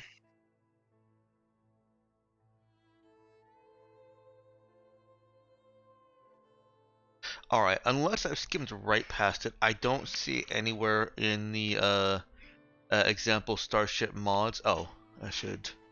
It is the third example Starship mod. No, I'm looking at time. There's actually an install in mods. Oh, yes, they do have a different time scale for ships than they do for regular equipment mods.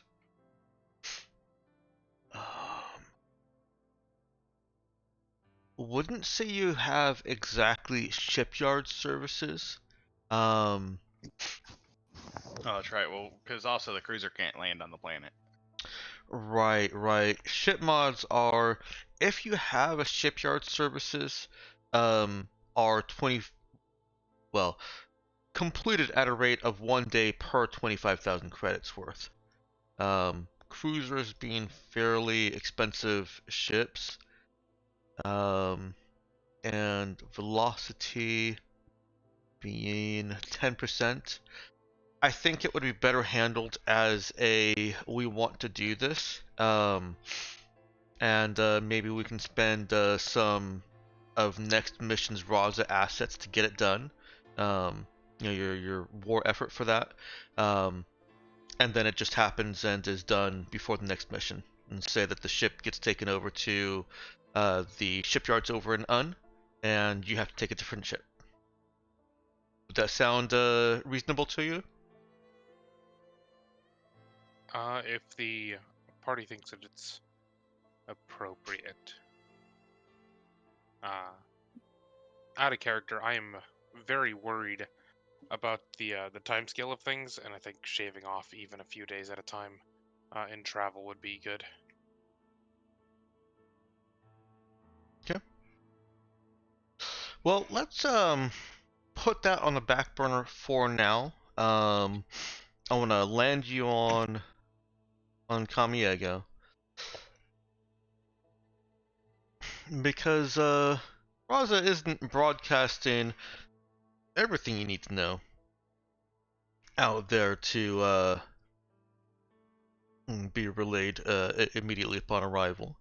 They know that there are still some AI out there who may be able to read some of those messages, even though they're not supposed to be able to.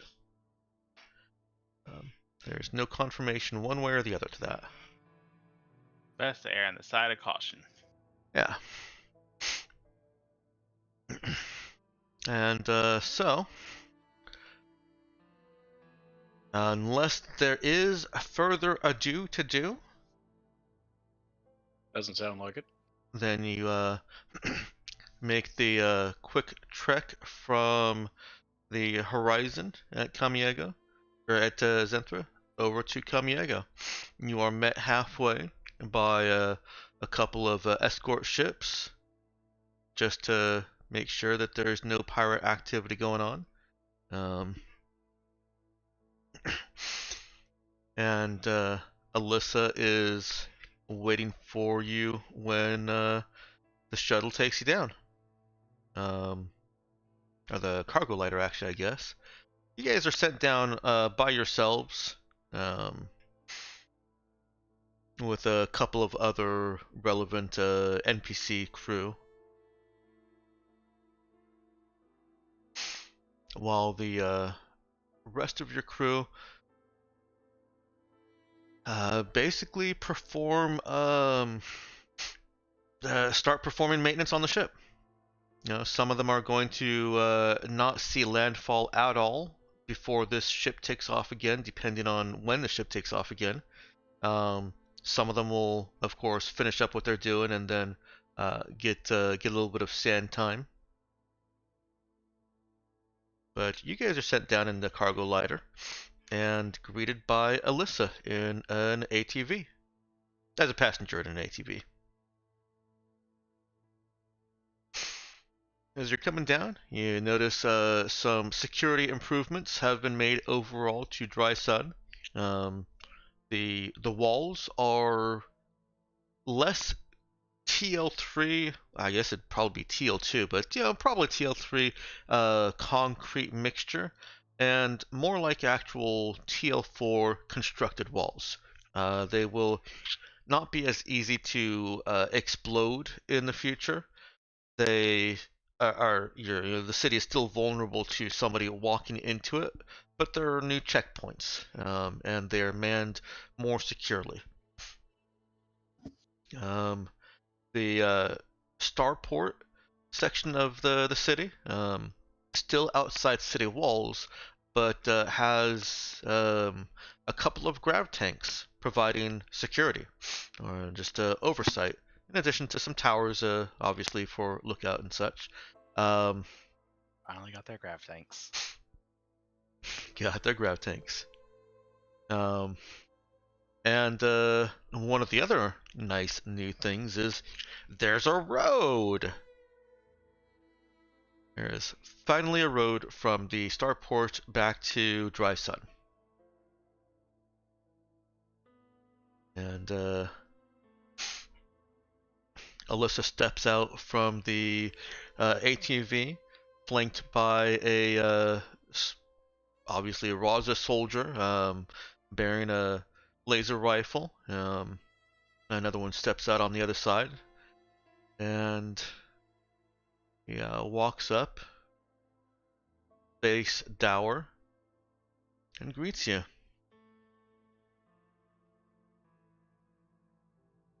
I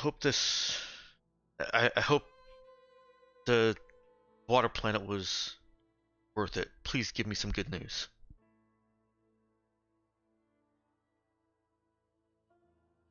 I mean, define good news. I don't know.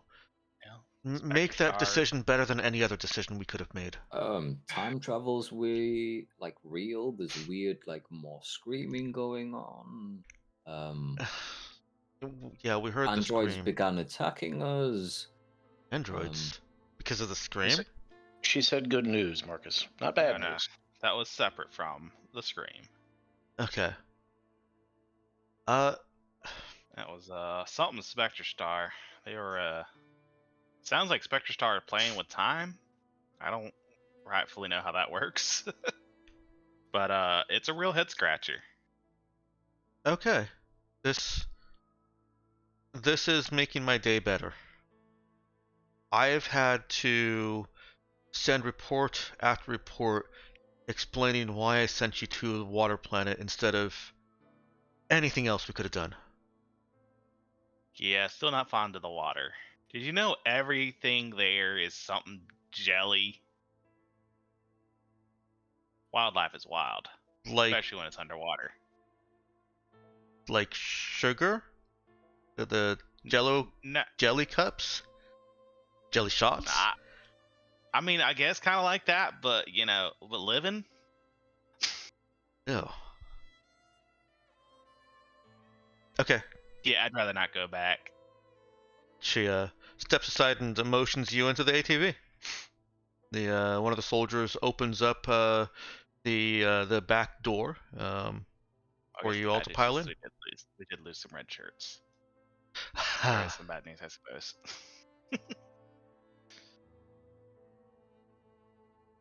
But That's what that okay. is so terrible it went on here? Carter? She explains as the ATV is turning around and driving back, that it isn't something terrible happened here. It's just that there were some questions about her decision to send you to Ka in the absence of the other commanders who would have made a different decision, it sounds like. Like, I don't know, like investigating the Scream, or the mini Scream event. Yeah, she has had to defend her fairly position. adamant against sending us on, right? She was fairly adamant to not send us on that. No. She was actually willing to make special like rules for you to ignore the family that was apparently the inspiration for Audrima Freedom and go straight to Audrima. Right. Oh, okay. Never mind. Yeah. So it's all our fault. No, it's not all your fault. You certainly had some influence on her decision, but ultimately, especially in the commander's views, and it was, it clearly stated she could have sent you anywhere. She decided to send you to Ka. How much your arguments influence that decision? It may be a conversation to have with her. But she has gotten some questions as to why that was the right decision, and she is actually quite pleased to hear the uncertain bad news, the whole time travel, Spectre Star may be involved. Now she's very pleased to hear that there was some meaty information gained from this. I can do you one And better. actually, than that, I will Alyssa. say, because Hang on. Two of you at once. Let me get Tula first. Sure. I can do you one better than that, Alyssa. What you tell the commanders is that this ain't about the benefits from this one operation. Although this mission happens to have turned up some very substantial intelligence. Raza HQ has a single-minded obsession with the Vega. And maybe that's justifiable. But they've got a more diverse organization than that. There are tools that may be used against the Vega that they will overlook in their tunnel vision. So what you have done is you have exercised your creative administration in pursuit of a lead that happens to have panned out, and you can use that to say that it is important for us to go looking at things that are not immediately and obviously related to the Vega. It's a nice thought. Well, we also found a lead on a member of my old crew who appears to have had some sort of foreknowledge of the Vegas plans. We do actually have some good news for you. We were just curious. Good. And well, while we're talking about Ultima too, didn't they have some rudders too from Ultima 500 years ago? Oh. Yeah, the time travel's a real headache.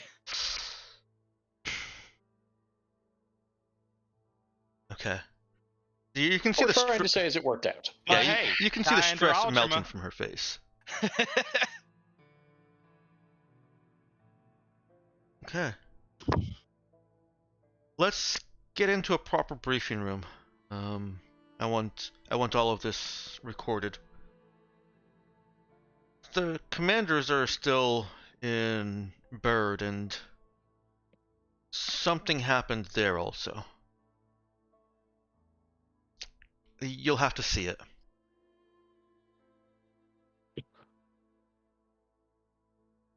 That doesn't sound good.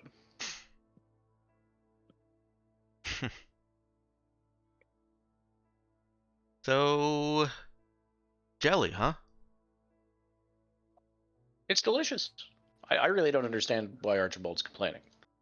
So it is. You do eat it, and yes, the jelly creatures of Ka do have a high sugar content, just because. Poorly prepared, it's actually regarded as something of a local delicacy, even if our team doesn't seem to agree with me on that. And It ain't supposed to be moving like that. I really don't know what to say at this point, honestly. It's not my fault. At the mention of the seafood, Oogie gets stars in his eyes. The water weren't great, but the food was delicious. Well, you took I Ivan tried to with you, tell you. so he's come back with some recipes, right? You know, I didn't ask. I'd be shocked if he hadn't. You know, Ivan was quiet as a mouse. Barely anyone ever saw him the entire time there.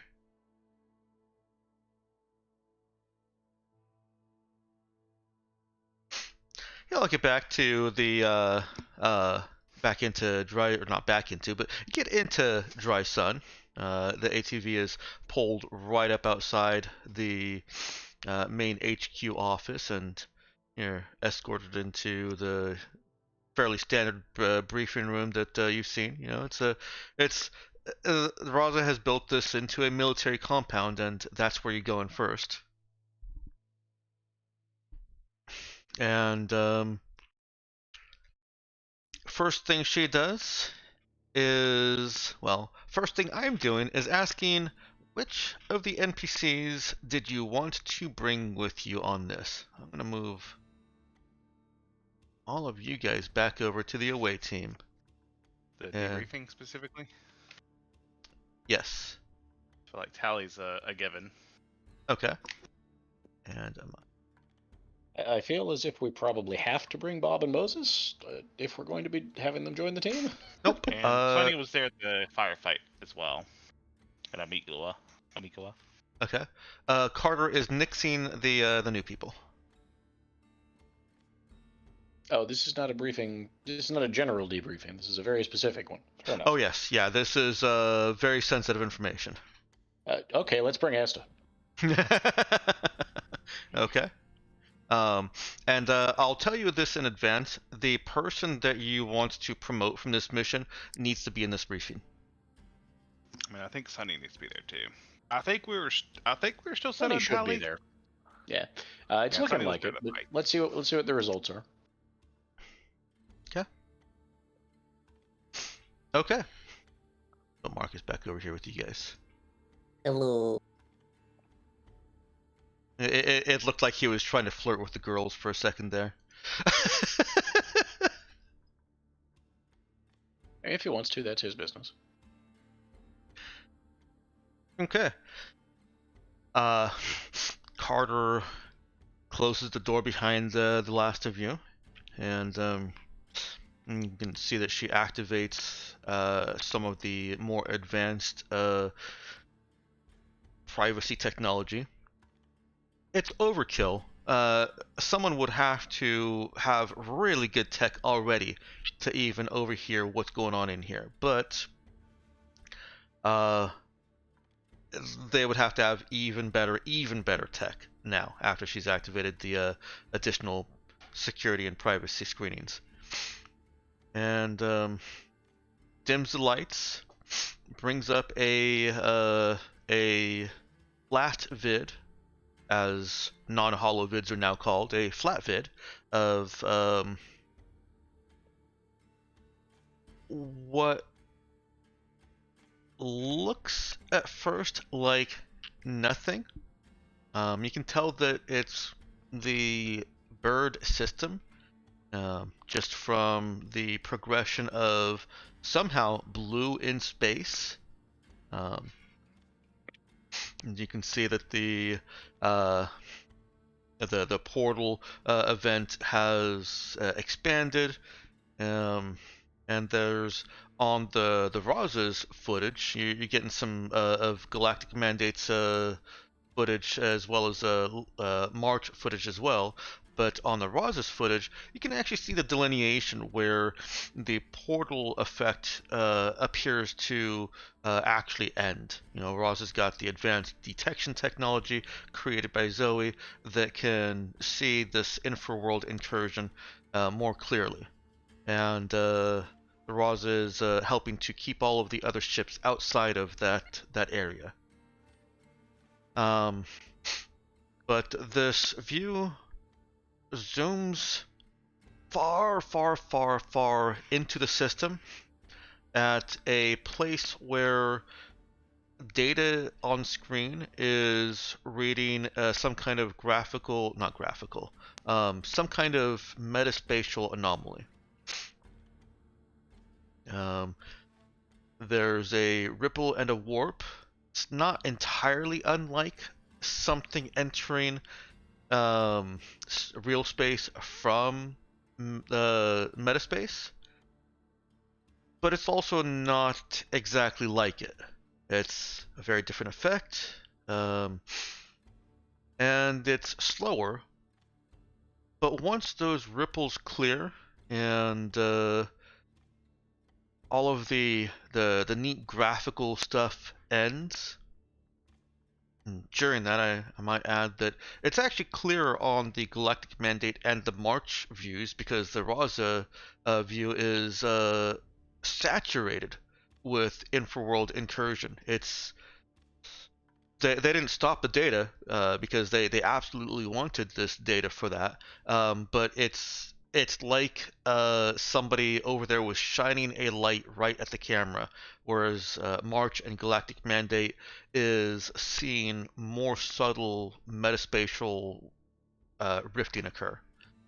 Once all that fades away, there's an enormous ship. Absolutely massive ship. Where there was none before. It on the Roz's display here, the Roz is part of the flat vid. A side-by-side comparison of the ship run by the Mother AI in Artemis, in the Artemis system, is compared, and it looks exactly the same. To be clear, that was a ship that the Raza cruiser could dock on, right? Yes. Cool. That's a big ship. It was a very big ship. I created a new whole size classification for it. It's bigger than Capital. It is Titan class. The only other example of a ship that large that you've seen was in the Graveyard. And that was a ship that the Raza could fly into because it had holes so big and yet so small compared to it.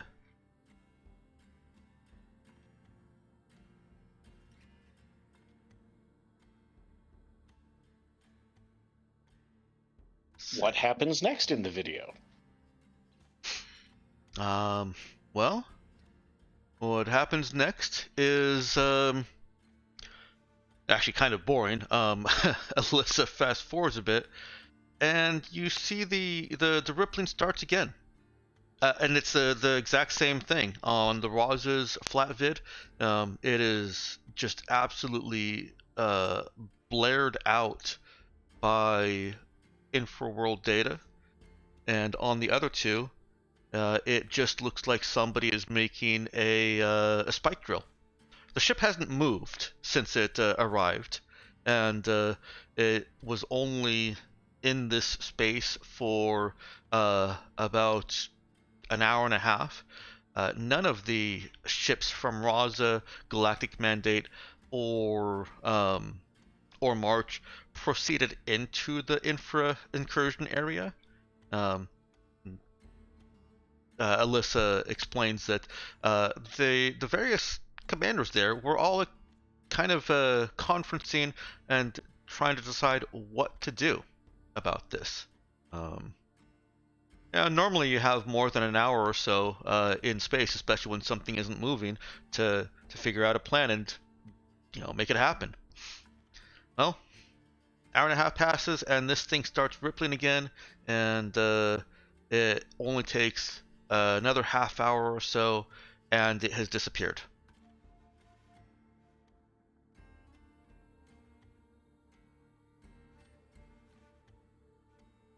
And does this kind of match what would be expected of the infra drive?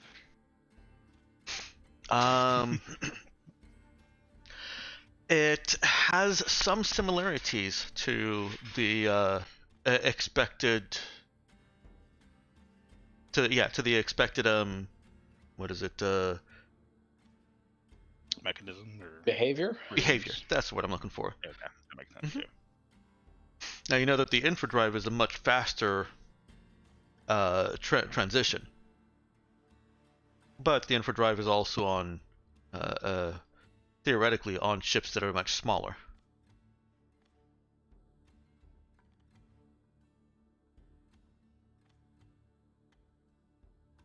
When did this happen, Alyssa? This was on April 4th.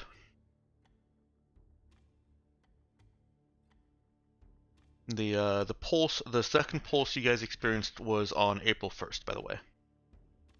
So Alyssa tells you that it was 2 weeks ago, 15 days ago. So while we were in transit, any word, I mean, any news from any place about where this thing might have shown up? No, nothing yet.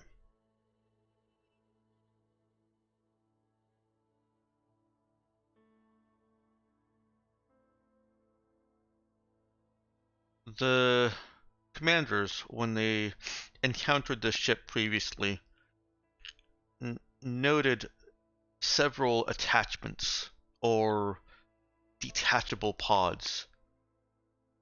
The theory at the time was that this is a mothership. Here's the squicky part. The pods had living biomechanical structure. And some of that biostructure, Jai theorizes, could receive a Vega, could host a Vega. Which is very much like they described to us about their like biological suit soldiers things. Mm-hmm. Yeah, and you guys actually, well, you guys didn't, but Raza also did see one of these in action on Ecos. A small version, a black fire ship that had biomechanical structure. Into which like a little intercept fighter kind of thing. Mm-hmm.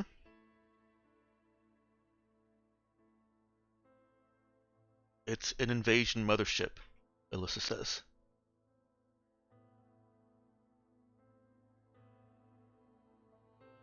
Did they ever claim how many they had? I don't know if they ever give you numbers. I know they basically bragged about these things. No, but there was some theory that things in real space, when anchored by human conscious thought, duplicated in the infraworld.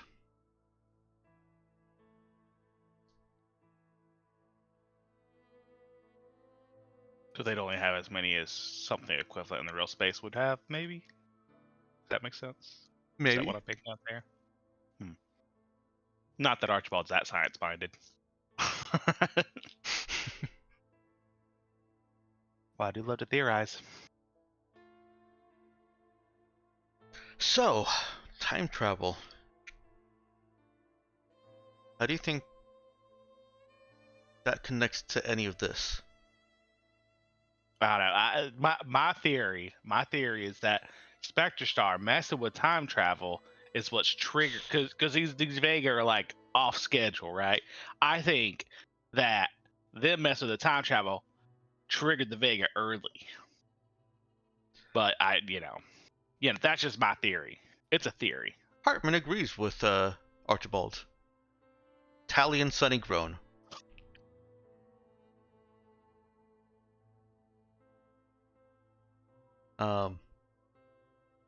Hartman. Well, I'm sorry. Did the ship do anything, or did it just sit there for a while? Because I must have misunderstood something. If it was It sat there for a while, then went away. Right? Yep, that's exactly what it did. It appeared from the infra world and then presumably either infra drive jumped or gets back into the infra world. drilled. Or I mean it could have just drilled. But It it was in the didn't- center of the system, right? It wasn't at the edge. Yeah, it was wasn't still on in the the center of horizon. the system. The data from the combined three sources suggests that it used a combination of. Okay, here's how I can give a solid answer on the infodrive. It does use infodrive tech and behavior as far as your expectations go, but it is also using regular spike drill. So it was a combination of some kind of infraworld transit and metaspace transit. Okay, but apart from jumping into the system, it didn't do anything. It Correct. just sat there. That they didn't see it, as one might say, expect based on everything that the people on Zendare were saying. Oh, I don't know, teleport a bunch of people from the bunkers on the planet's surface into those pods. It did not. Now you Okay. mentioned those paintings also though had like it indicated like where like essentially the transit into the system would be if it was subsumed. Is that correct? Yes, Was there one for a bird? Does there that line up? was. Mm-hmm. And this ship appeared exactly where that geometry and the prevailing theory would predict it to. Okay. Well, That's very good information for defensive strategies. That's good to know, in some ways. Because if you know their exact entry point, then that makes defending a point much easier. Just put space mines there. I was about to say let's start setting up some minefields. Now, minefields don't normally work for spike drills. Based on the data that you have here, the same issues would occur. Coming into real space from metaspace tends to push things away. Yeah, so you just make space mines that shoot lasers at it. Or that are attracted to things that have just appeared. You got options. Yeah. We have scientists. What you just described are fighter ships.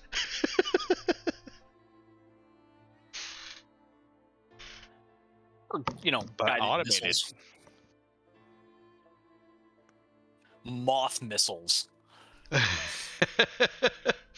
It took these guys how long to manifest when they teleported into the system?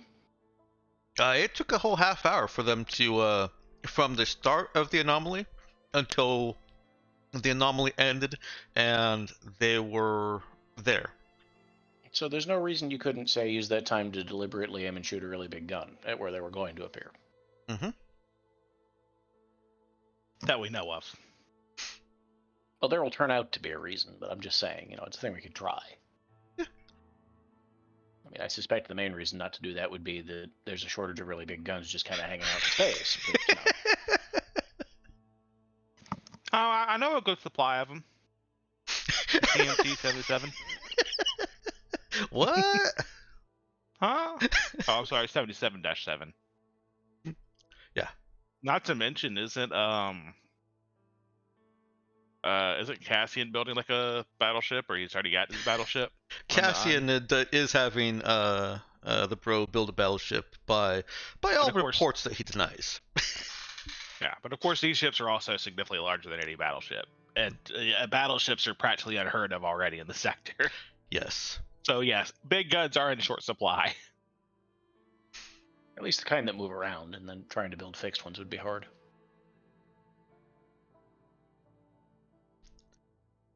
And ordinarily quixotically doomed, but in this case...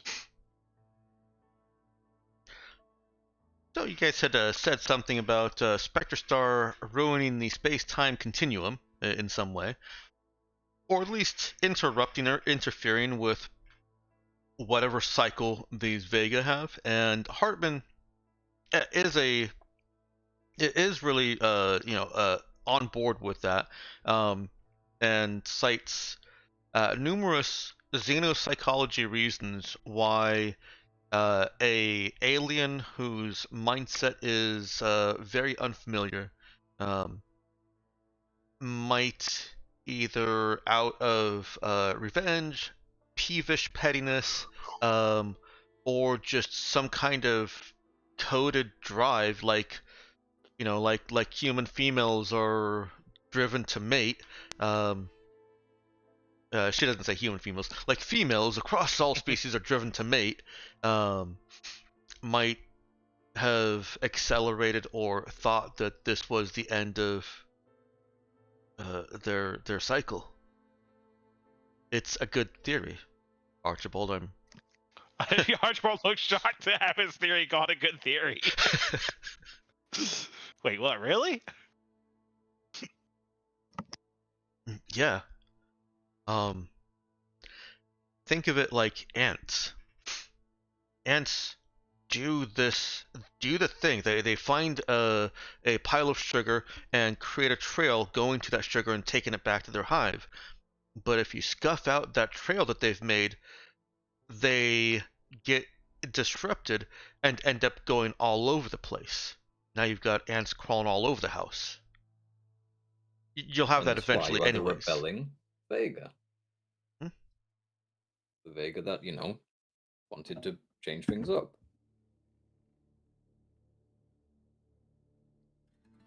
So why do you think Spectre Star did this? I mean, Who we know they're wouldn't messing want with to do time it? travel if these dates are to be believed from the black box and computers. You said what we before were we got in talking the ATV that you have a rudder to Audrima. Well, we had it from. Wait, what is it? Let me see this. Yeah, from Audrima to Lohico Extana. I don't know. That's what the ship had before it went, kaput and landed on that planet. Over Alyssa, 7,000 years ago. Alyssa does a quick mental thought process there. Shakes her head, not saying no, but in amazement and wonder and disbelief all combined. Yeah, I keep looking at the dates and I can't. I haven't even gotten there yet. That distance you just said is 9 metaspace hexes. Yeah, it's pretty impossible. Might have been less 7,000 years ago. I don't think it's how that works that way. I mean, actually, I don't know. stuff can shift, but I wouldn't expect that much. The only shifting of metaspace routes that we've seen over the last 1,000 years is even 1,000 years, or 350.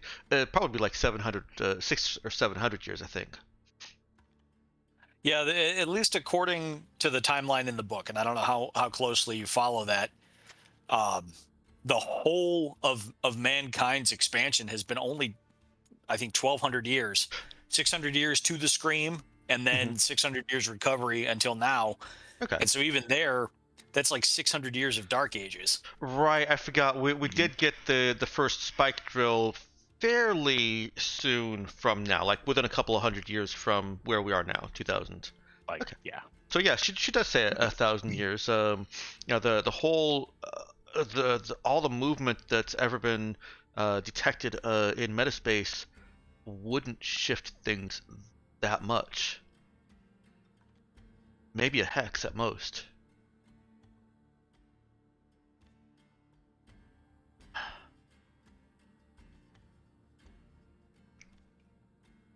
That's...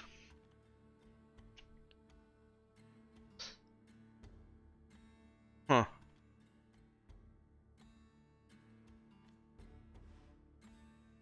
Mhm.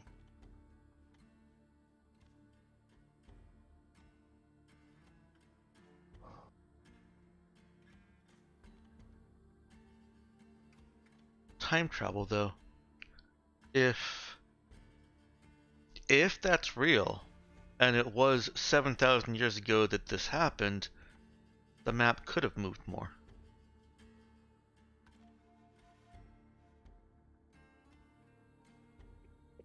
I mean, but the rudder is only 500 years old.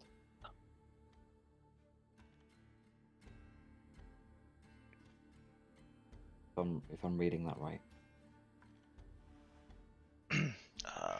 Yeah, that was occurred 7,743 years ago in October of 3250. Right, right. What But that the is, rudder is 500 years old. the spike drill occurred that 7,700 years ago, but the date on that spike drill was only 500 years ago.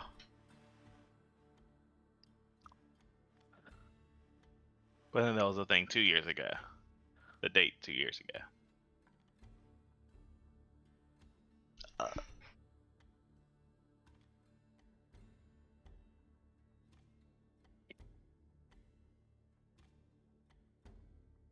Oogie massages his temples as all of this data comes out.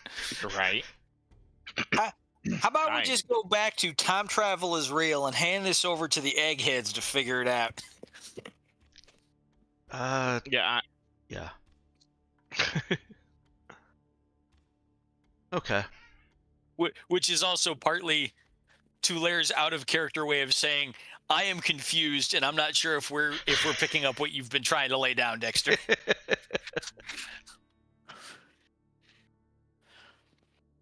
I think I've got it, but I'd want to write it down, like, in one place and go over it a couple times.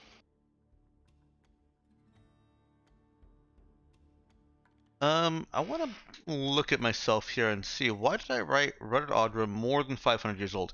It is more than 500 years old, but 500 doesn't really... Like, that's not a relevant time frame here. Well, the only way that works is if the ship went back in time 7,000 years, stayed there for 500, and then jumped. Thank you. That Do we want that is it. to say that again? The ship would have had to go back in time, then be there a while, and make the jump. Go back in time, record the rudder. Uh-huh. And then use it 500 years later, which is very weird, but at least would work. In a sequencing. Except rudders Right. using rudders that old is No, Not Really good idea. dangerous. right. no, that's Now- hang on. I'm gonna pull up my actual timeline doc here, because There's also the possibility of data corruption or something, but the only logic I can find to what was just said is the ship was there a while.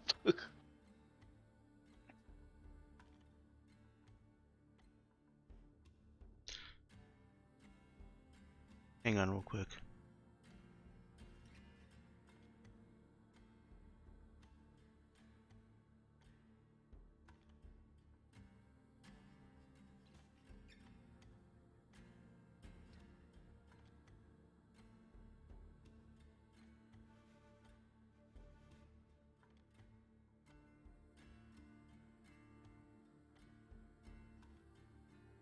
So if you went back in time 7,000 years and recorded a rudder and then came forward in time 7,000 years, would that rudder be 7,000 years old or would it be fresh as daisies?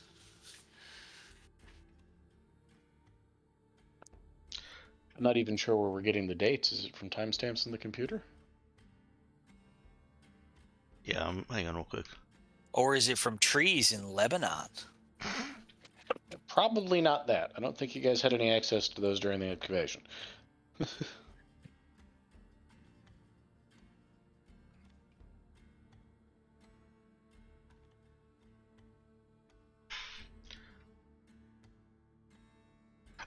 Yeah, hang on. GM needs a second here.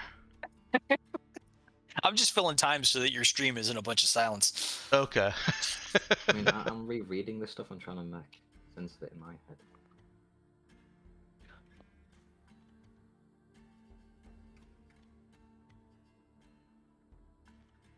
Because you got to also think of the computers and where they got their data from. And then Rattlesnake tries to bite Hedgehog, but it's not actually a hedgehog. It is a rock that Hedgehog is painted up to look like himself.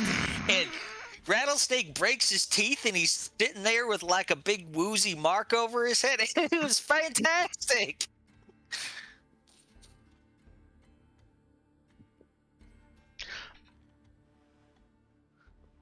I know why I'm not finding it. I've got stuff mixed into documents all over the place. This one. Should I open up the right one? Because you won't write those notes for another 7,000 years. And then 500 years after that, someone will read them. And they'll be just as confusing then as they are now.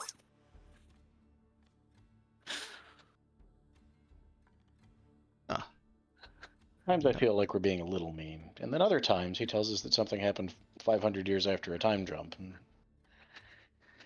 I feel more justified in that.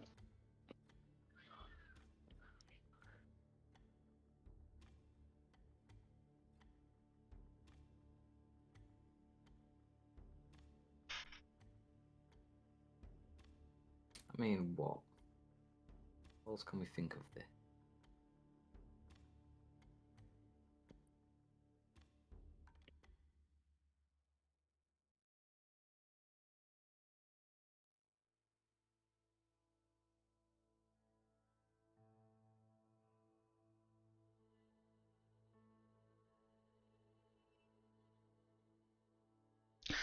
Okay.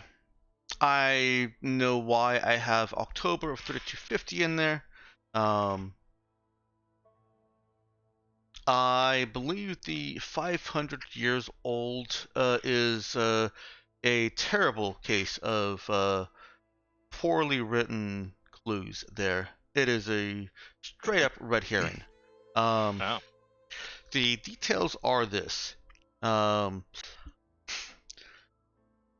The Starship computer, chronometer, whatever, is not going to record a shift in time because that's, time jumps are impossible, theoretically, Right. supposedly.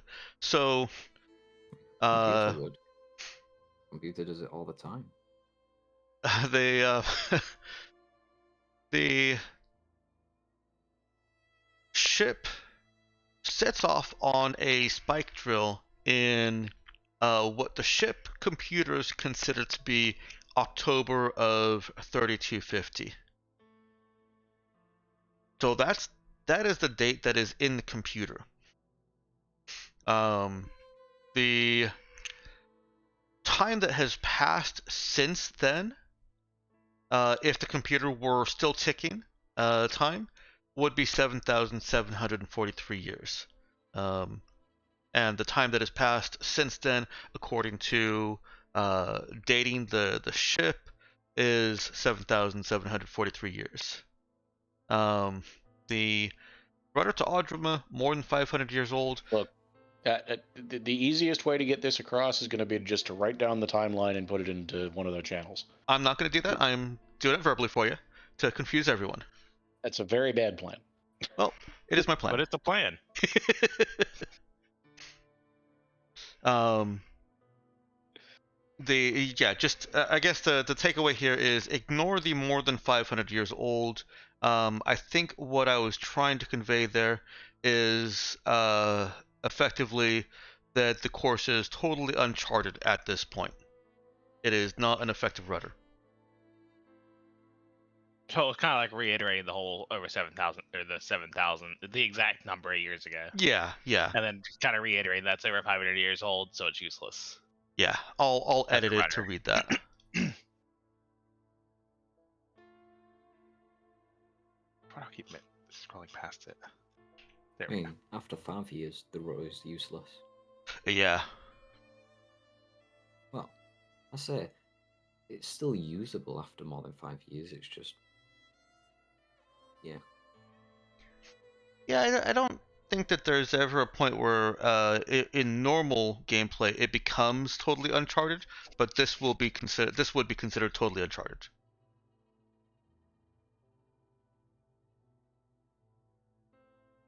And that rudder was to Ka?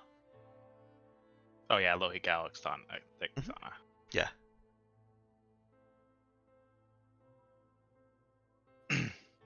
And the rudder to Audrima in my notes is basically listed as it's formatted to look like this is the bonus that you get from having recovered the black box.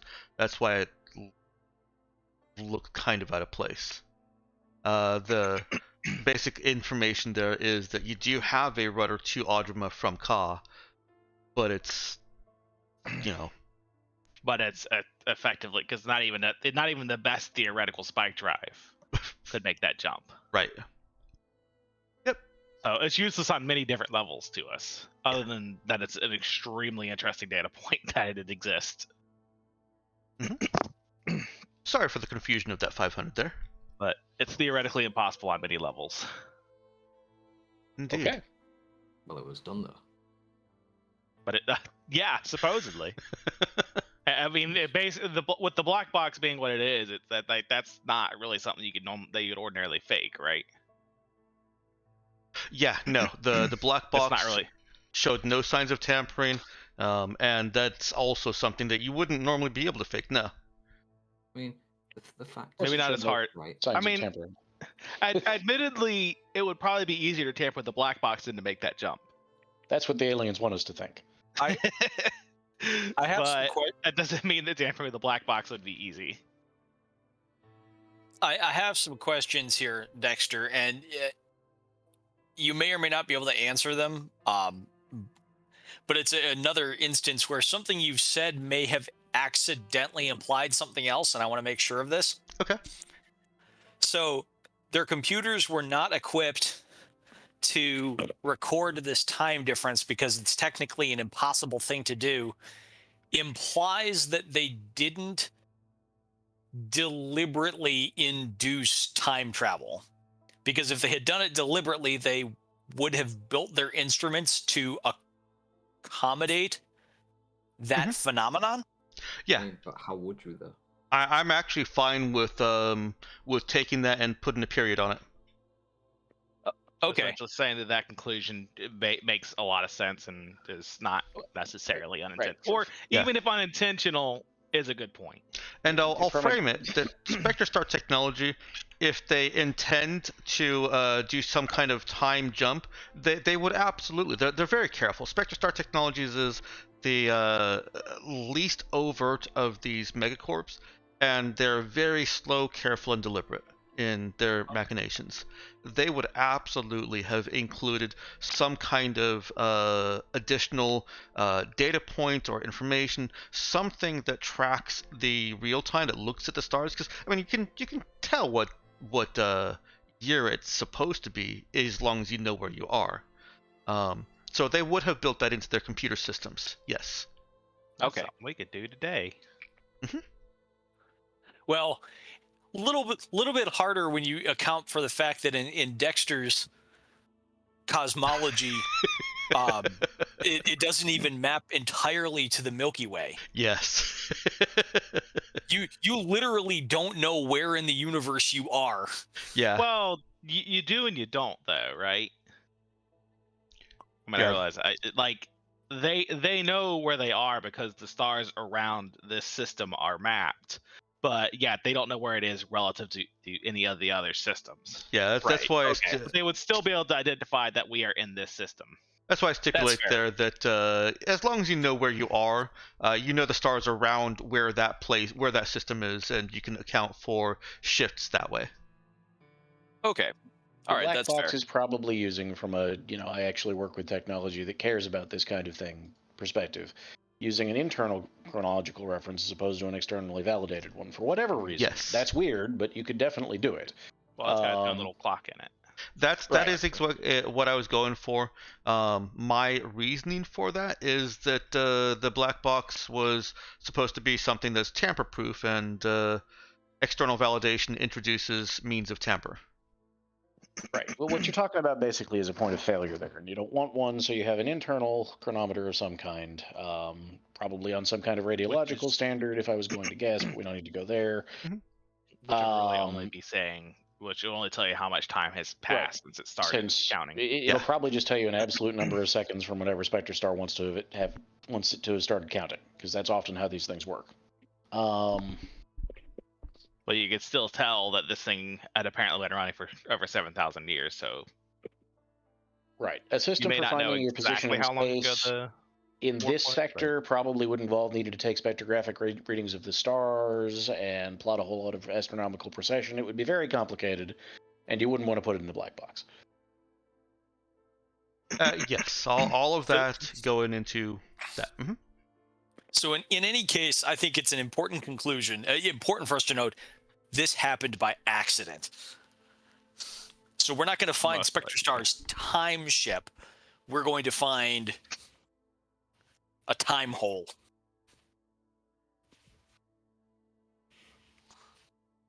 And what's the theory on white hole travel? Is that a thing? I'm thinking wormholes, but white holes are a thing too on this, aren't they? They are. They are, and that was the original idea that device on the Raza was for was not not white hole travel, but as a white hole bomb. But some of the eggheads there have been tinkering around with what else could you do with a massive release of energy now that we know that there's such a thing as an infraworld that does weird things with energy. They've started to look into implications there. Because we still don't really, like, all the Raza stuff is like essentially pre-tech stuff before Scream that they don't understand yet. Yes.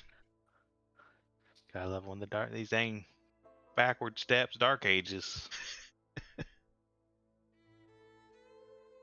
So I hope that has cleared up the confusion. And good catch. Not at all.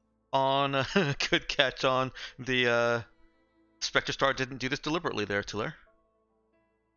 This is one of those areas where my very vague real world knowledge of physics is like I'm nerd sniping myself on this.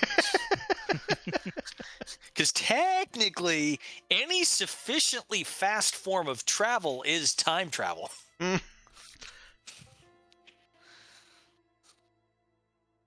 Well, if you're talking about like traveling faster than the speed of light versus spike drills aren't really, I don't know, because spike drills are weird. I mean, yeah. The distances involved are far greater than you think about it. So right, which means that you can violate causality, and then infradrive travel is even faster than that. So my box hemming that in is that light in metaspace still travels faster than your ship. Your ship is not actually traveling faster than light. You are simply reaching your destination in a different system faster than light from your origin would have, because you've taken a shortcut. Yeah, it's kind of like the whole like folding space theory thing, where like you fold the fabric of space and punch a hole in it, and then your actual distance traveled is very short compared to the commonly understood distance. Now, for the infraworld, I'm not gonna try and make any excuses because I very, very clearly and specifically have said this doesn't follow proper physics at all, since your human eyes see light that your instruments cannot detect. That is, by physics, impossible. So, Unless it's being projected straight into your brain and not through your eyes. Ooh. I'll get into Free Sons territory. you've got what? If you haven't read the book, don't worry. Oh, I won't spoil it for you. yeah. Sorry, I don't read books. So, like, are we perceiving reality, or are we just, imagining everything? All right, so that was a very long and necessary digression, but where does that leave the debriefing? So Alyssa That's is ready to conclude the debriefing. Shocking. She feels Ready to vindicated by the discoveries that you have found, and is going to be putting a priority on analysis of the genetic data that you found, to further bolster any of this information.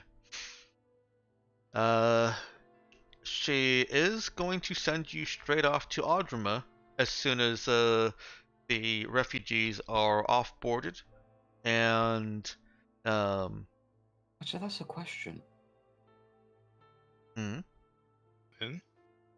What is... I'd love to know what the fucking, like, radiation thing of their bodies are like. You know what I mean? The carbon dating. Yeah. I think that's essentially how we know it was 7,000 years ago, right? They're essentially carbon dating. No, but you got to think, like, because they had a certain amount up until one point, then they went back in time, they would have still kept that amount, then they've had the X amount since It's not then. even a matter of just back in time, it's a matter of what planet you're on. Carbon dating shouldn't work for that. There's probably Wow. some kind of future dating technique involved.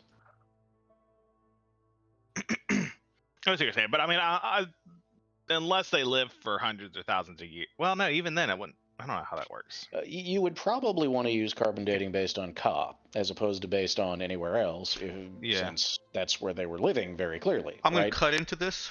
We don't need to know the exact science. Suffice to say, there is a method. There is a To method. say how long they've been there. There's a space method, and it works. I mean, there's a tech method 1,000 years from now, and it works. Same thing. Yeah. Space is shorthand for 1,000 years from now. Yeah, that's when the space age will be, right? Yeah. Any day now. Any day now in 1,000 years. Mm-hmm.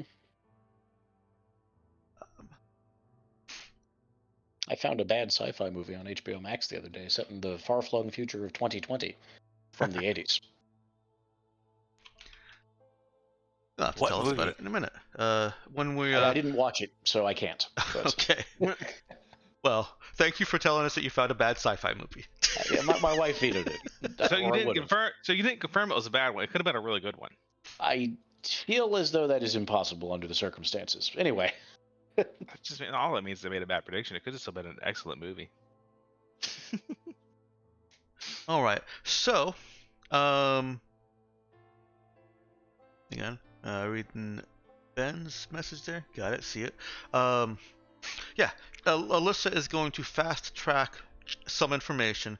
She's not going to send you off until she's either gotten more data from those analyses, or has confirmed that it's not going to be on a timeline that she's willing to wait.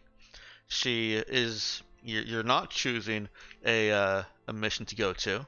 You are being sent straight to Audrima. This is going to fall outside of the war framework, as we discussed the mission to Xandar should have been. So this is not a mission turn. It's not an intermission. It's an intermission turn. Okay, so does that mean we don't get any results for any of the side missions we sent people on? You will not be getting that today. I will have that for you either next week or the week after that. Okay. As far as the characters, no, your characters will not learn what the results of those side missions were. Actually, as far as Fire Mark goes, that you do have status on because that's easily communicated back. Same planet even. Yeah. So it turns out that this Mark guy is. Did you know he was psychic in the mission briefing? I can't remember. I would've. don't think so. Don't think so. Okay. Marcus is Well, there, he would know. what's that? Marcus is present, he's aware. Well, no, Marcus isn't We haven't present with Mark. It's the other mission team that's gone out and tried Oh, to yeah. bring him in. Kill the local warlord. We had not met this person yet. You've not met this person. We had no hint that he was psychic that I'm aware of. They have reported that he is psychic, that he is a teleporter, and that he not only teleports, but he seems to pop back up after he's been killed and confirmed dead. And so there are some Ooh, I want him. strange psychic phenomena going on with him. So does that mean that they think that they thought they had killed him and then he popped back up? Oh yeah, No. they have him dead. They personally have confirmed that he did this. they have Given who multiple we sent, I dead feel like bodies. the most likely way they would have confirmed it. Yeah. That's true. I have a question on that though. Okay. Because if it's what I'm thinking, we would have had the body though. They have multiple dead bodies of the same person. Okay. Oogie describes Right? the situation to Asta and asks for her best explanation. Aliens. He's obviously an alien clone. Have they confirmed? How many bodies do they have? They currently have 4 bodies. Okay, have they confirmed it's quintuplets yet?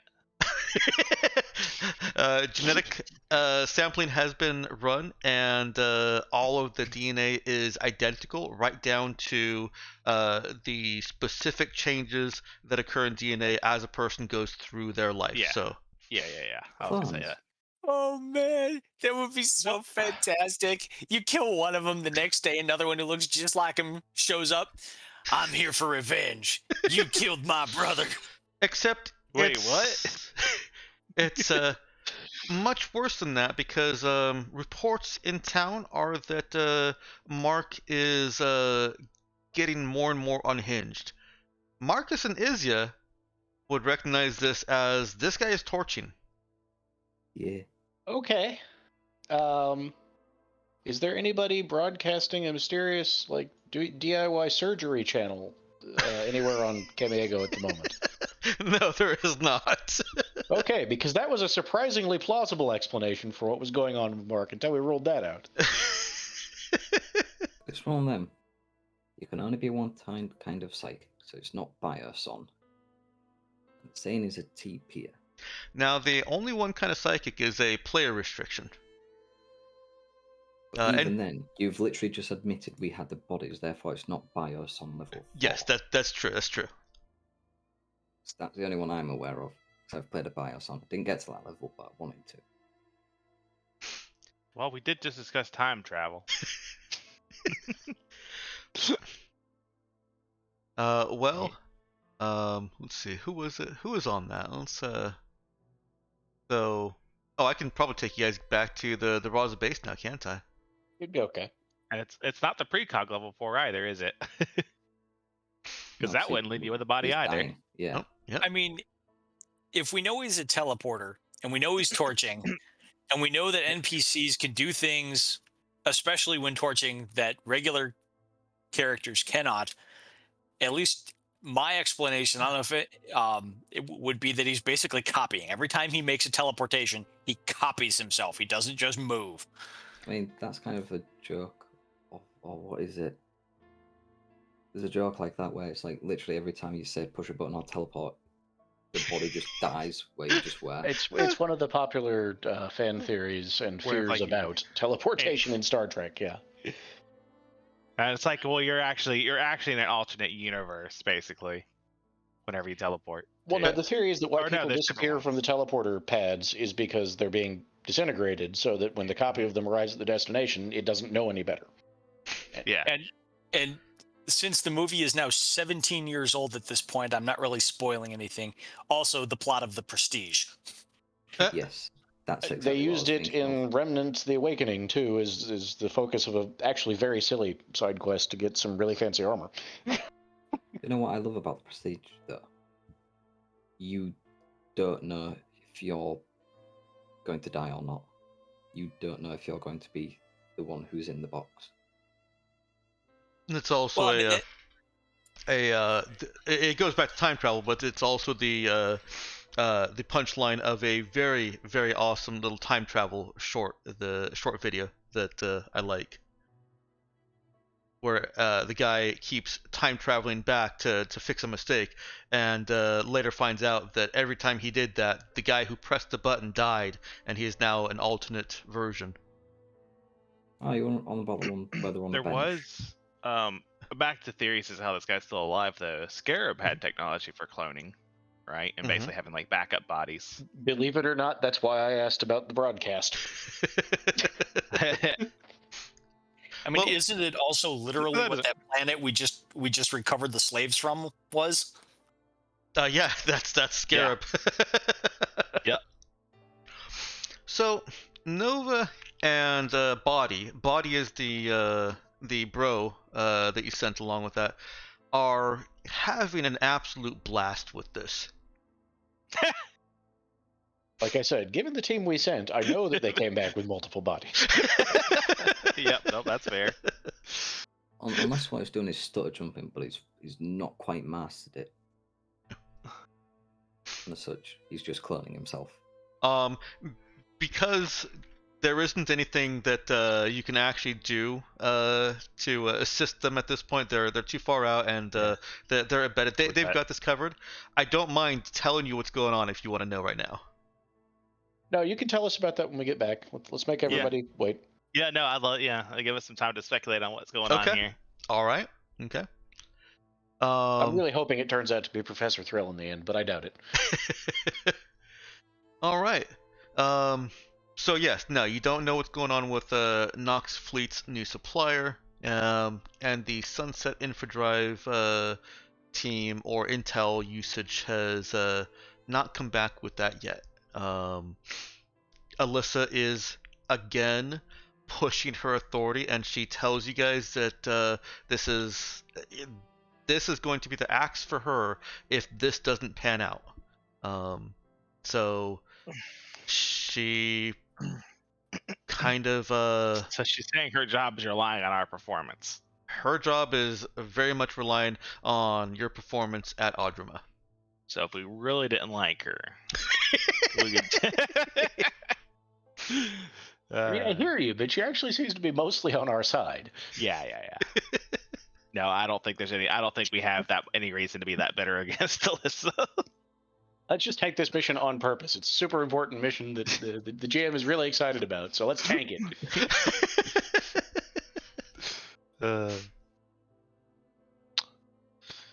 You'd have to really hate the person running the mission for that.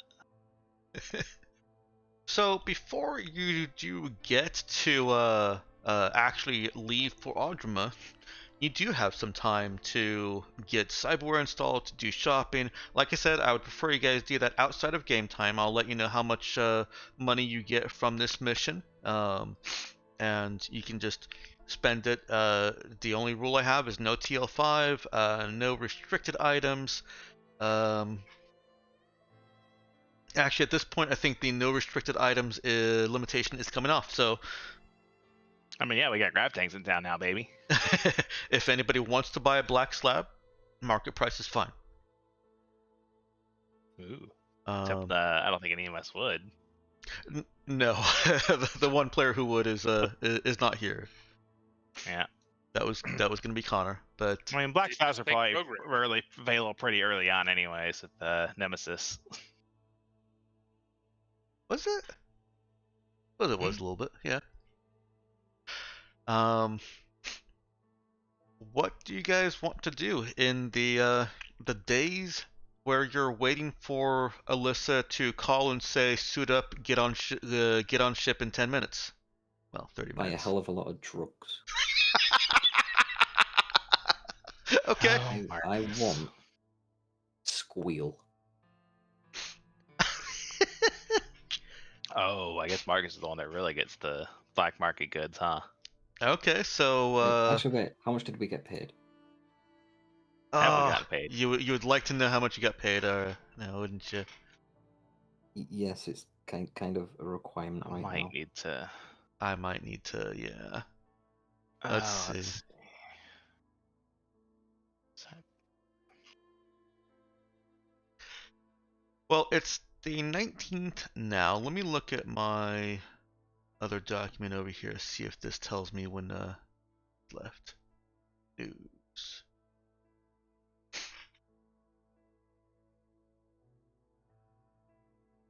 Oh, I can look at when you guys last got paid. Alright, your payout was plus 70 days. Your last payout was on March 15th.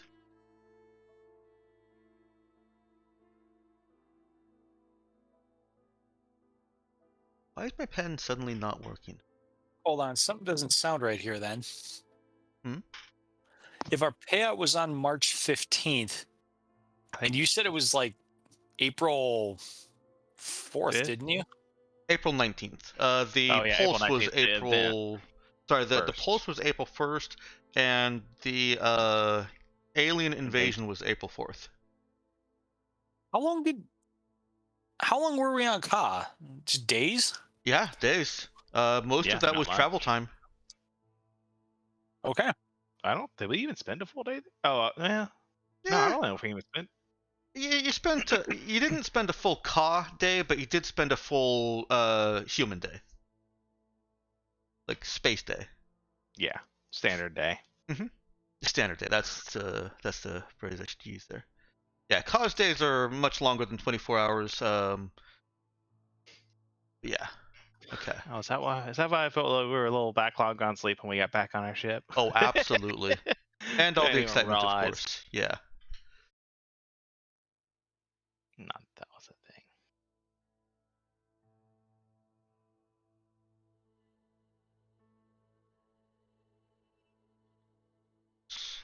thing.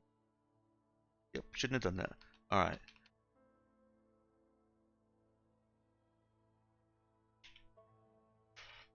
Well, I can already tell you that you're at 150 times times 30. So you're at least 4,500.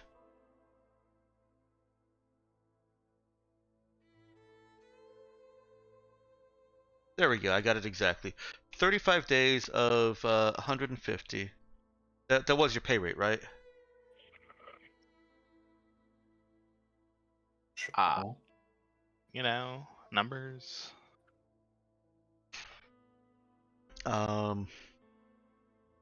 And given how much Alyssa is already sticking her neck out, if you need more than the 5250 that you're getting, talk to her. So you need to pay a payday advance, or what do you call them? Yeah, she may be willing to authorize a bonus, not advances, but bonuses for certain stuff you've done. Mm-hmm. And I can tell you as a GM, you are going to get bonuses. Yeah. I know that But you those guys haven't really been determined yet because this whole yeah. change up with the routine, Mhm. insofar as we have a routine. Let me see. So we got 5250, right? You'll get, let's say, at least 20,000 in a bonus payment. 20K. Mhm. Wow.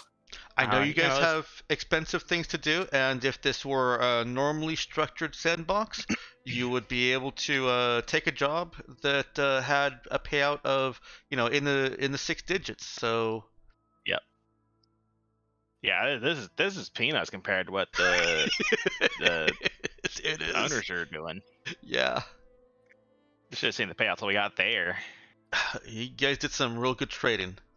because we were getting like hundreds of thousands each. Mm-hmm.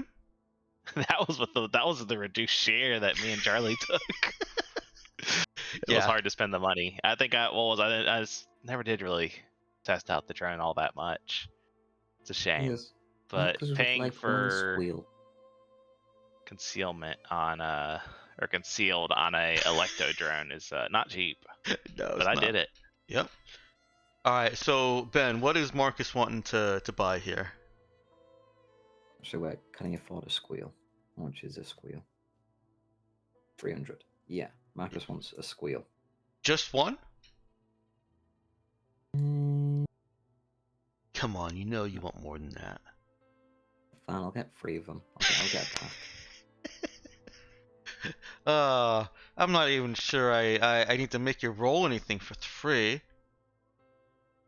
Let's do it anyways. Let's see how persuasive Marcus is when trying to requisition what is technically a restricted item. Restricted items still have some paperwork and some bureaucracy that you have to go through. Like, you can't just walk into the store and buy a black slab. It's got to go through Alyssa. Alright, so... So what argument does Marcus make, first of all? I wouldn't know. We're dealing with alien and time travel, and if we have answers, this is a way we can try and get them. Alyssa questions, will it even work on aliens? Someone has to find out first. Alyssa looks unimpressed with that answer. But go ahead and roll a charisma talk. Because it really sounds like Marcus is relying on charisma for that. Yeah.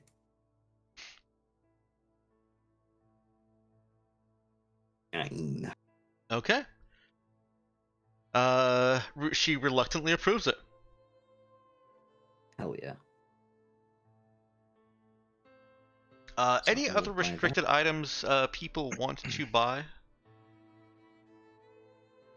Oh gosh. I don't think there's not really much in the way of cyberware that's restricted, right?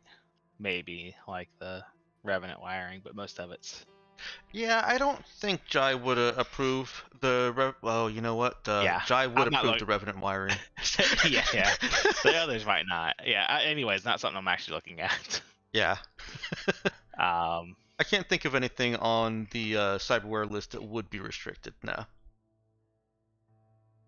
see, actually, how much is the thermal armor? Okay, it's about the same. Only thing I'm thinking of is I'm looking at possibly spending needing the whole 20k up front. Okay. I think the drugs were probably the only restricted item that I think needed any kind of check. Everything else, like I said, you can just buy. The one other exception I forgot to mention is still no powered armor.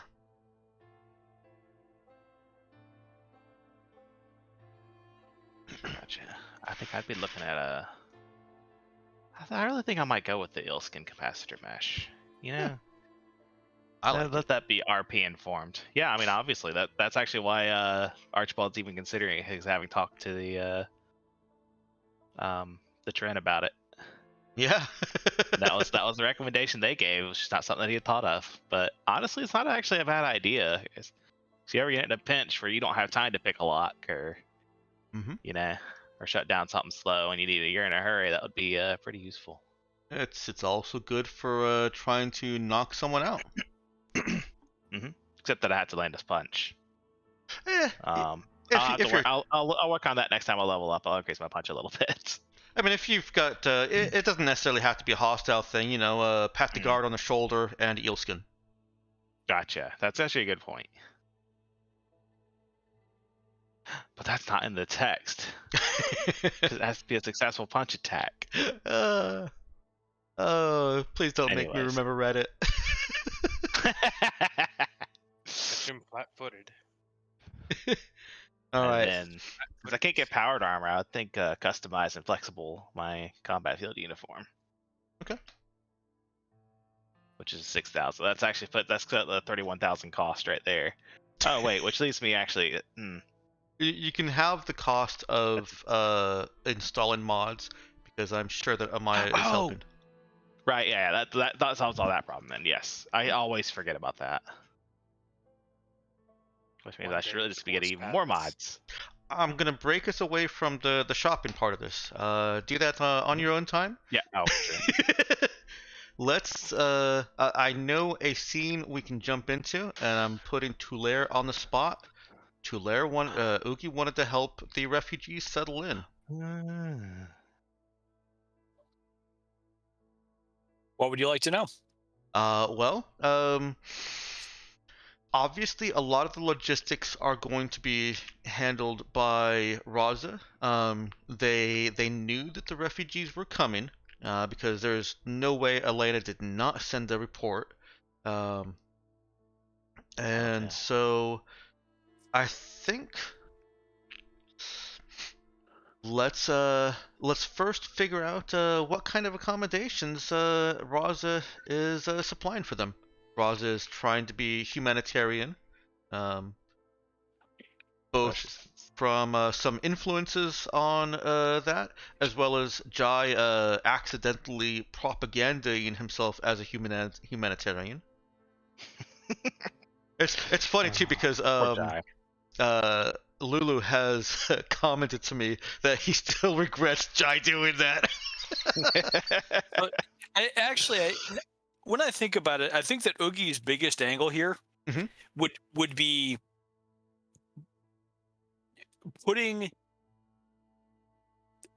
straight the slaver's assertion that these people are worthless, that they are, every effort to make them productive. Yeah, that they're better off as meat than as literally anything else, and so he would have put in a lot of effort doing, essentially job placement. Whatever he could there. Interviewing them to figure out what their skills were, and trying to find them gainful, not just gainful employment, but also because having them be useful people in Dry Sun is way better for everybody than having them be just actual human dregs. Let's put your new connect skill to use. Roll me wisdom connect.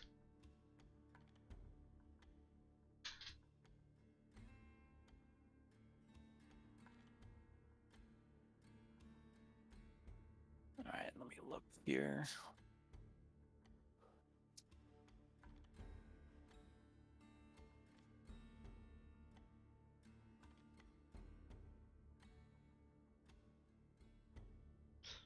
And while we are doing this with Tulare and Ugi, the rest of you think of if there's any short scenes that you want to have in the span of these couple days that you'll be here on Dry Sun. All right. Tulare, that is a fantastic result from Ugi. I'll give you the details, and you let me know how Ugi is putting those details into play. So, the slaves that were picked up are generally unskilled. They're not useless or unskilled. They are all still people that have qualities and experiences and knowledge, but they're not technically skilled. Most of them. There still are some of those. They're mostly not technically skilled. They're mostly not educated. But what they are just humans, most of whom can learn if given instruction. They aren't all that they aren't all disabled. Um, they're just they would just be considered low skilled for a technologically advanced society. They're people. In that case, Oogie is using his connections to find the tradespeople of Dry Sun, and he is setting up apprenticeships left and right. Okay.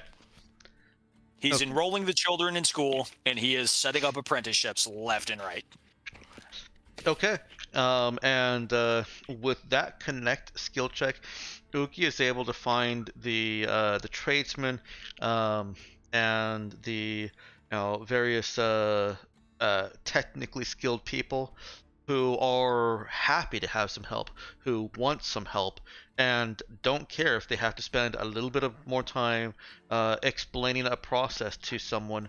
That they're just happy to have an extra set of hands or eyes doing whatever automation can't do for them.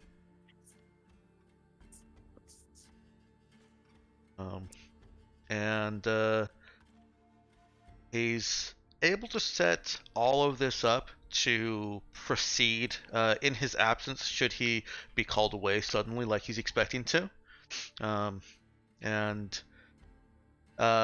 with a couple of things that maybe needed some Alyssa approval to go further, because he is still mission team. He doesn't have authority over people here. She provides it. And Oogie comes home every day, very tired, but very proud.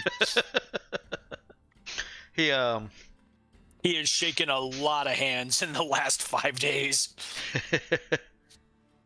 he one of those days comes home to a gift wrapped set of what look like custom crafted rattles. Custom crafted rattles? Mm-hmm. Yeah, for the Rattlejacks. Oh, okay. Right. Yeah, the game that he was playing with Riley, at which he was so bad. At which he was comically bad. There's a note. Maybe these will make you better. Oogie looks down at the still visible puncture wound on his hand where he stabbed himself playing Rattlejacks last time. And he just kind of shakes his head and he goes, can't hurt to try, I suppose. Except it literally can, that sounds like. It can.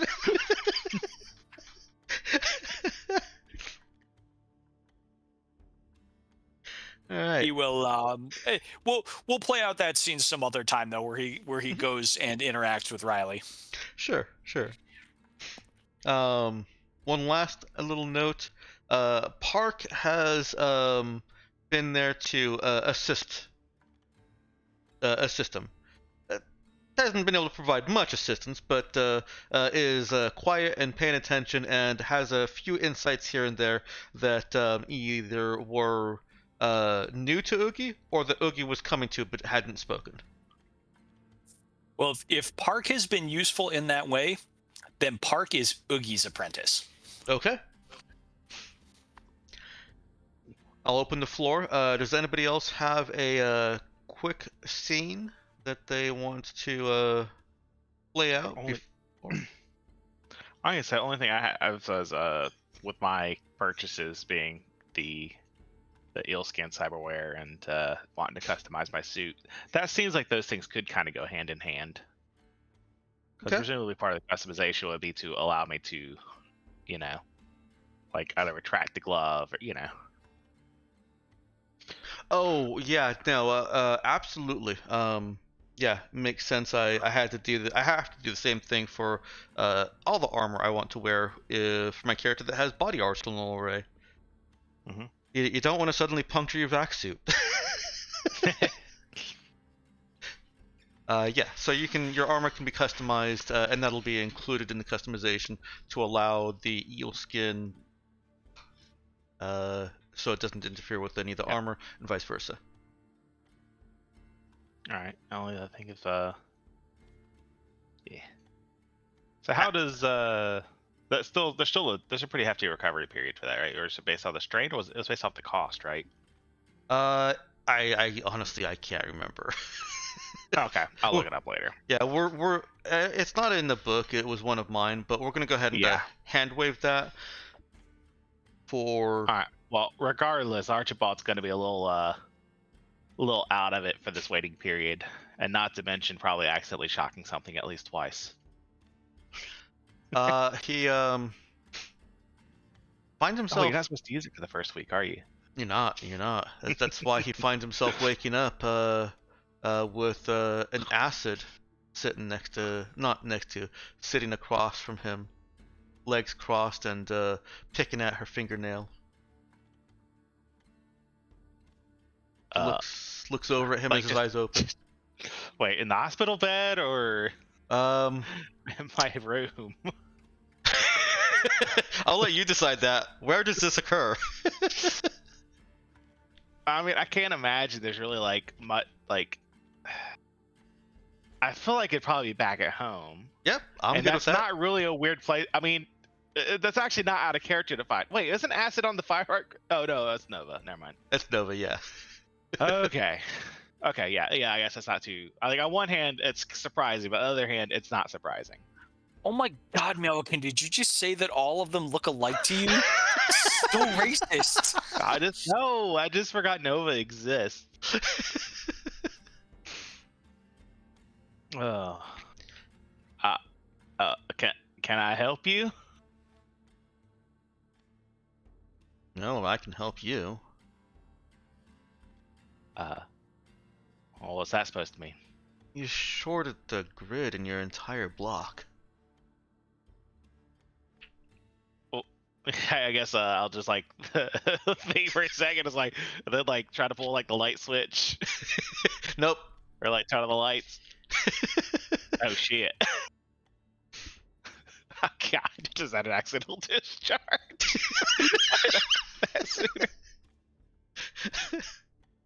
She grins a little bit. So you got the mesh. I did. They said I wasn't supposed to use it. I hope hope I ain't screwed nothing up.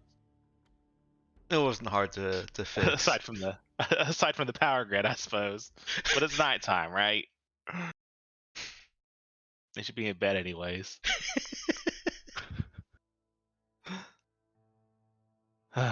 So what, you got some tips for me? I can give you some advice on the mental constraints and just what to do and what not to do. Alright. Well, I suppose, but I still a little tired here. Maybe in the morning? So was everyone else. So, this is your punishment. Well, alright, what you got for me? Acid grins a little bit, and the Trin are cyberware. More and cyberware than person. yeah, some of them are. Yeah. You're the one that's the assassin. Eclipse is absolutely more cyberware than assassin or than person. And the advice comes in kind of in mental patterning. Only discharge in certain arm positions. Mentally prepare the things. Basically, try and make it so that you don't accidentally, just because you've thought of something. It's just a something like what? Oh god. I can't even. Is Archibald hitting on acid? At this point, sure. I'm not usually what I get into, so let's just go the black on this. Regardless of how it goes. Not my usual cup of tea. All right. But there's just too much innuendo associated with this built-in capacitor mesh. There is. We'll go ahead and fade it to black with one quick roll. All right.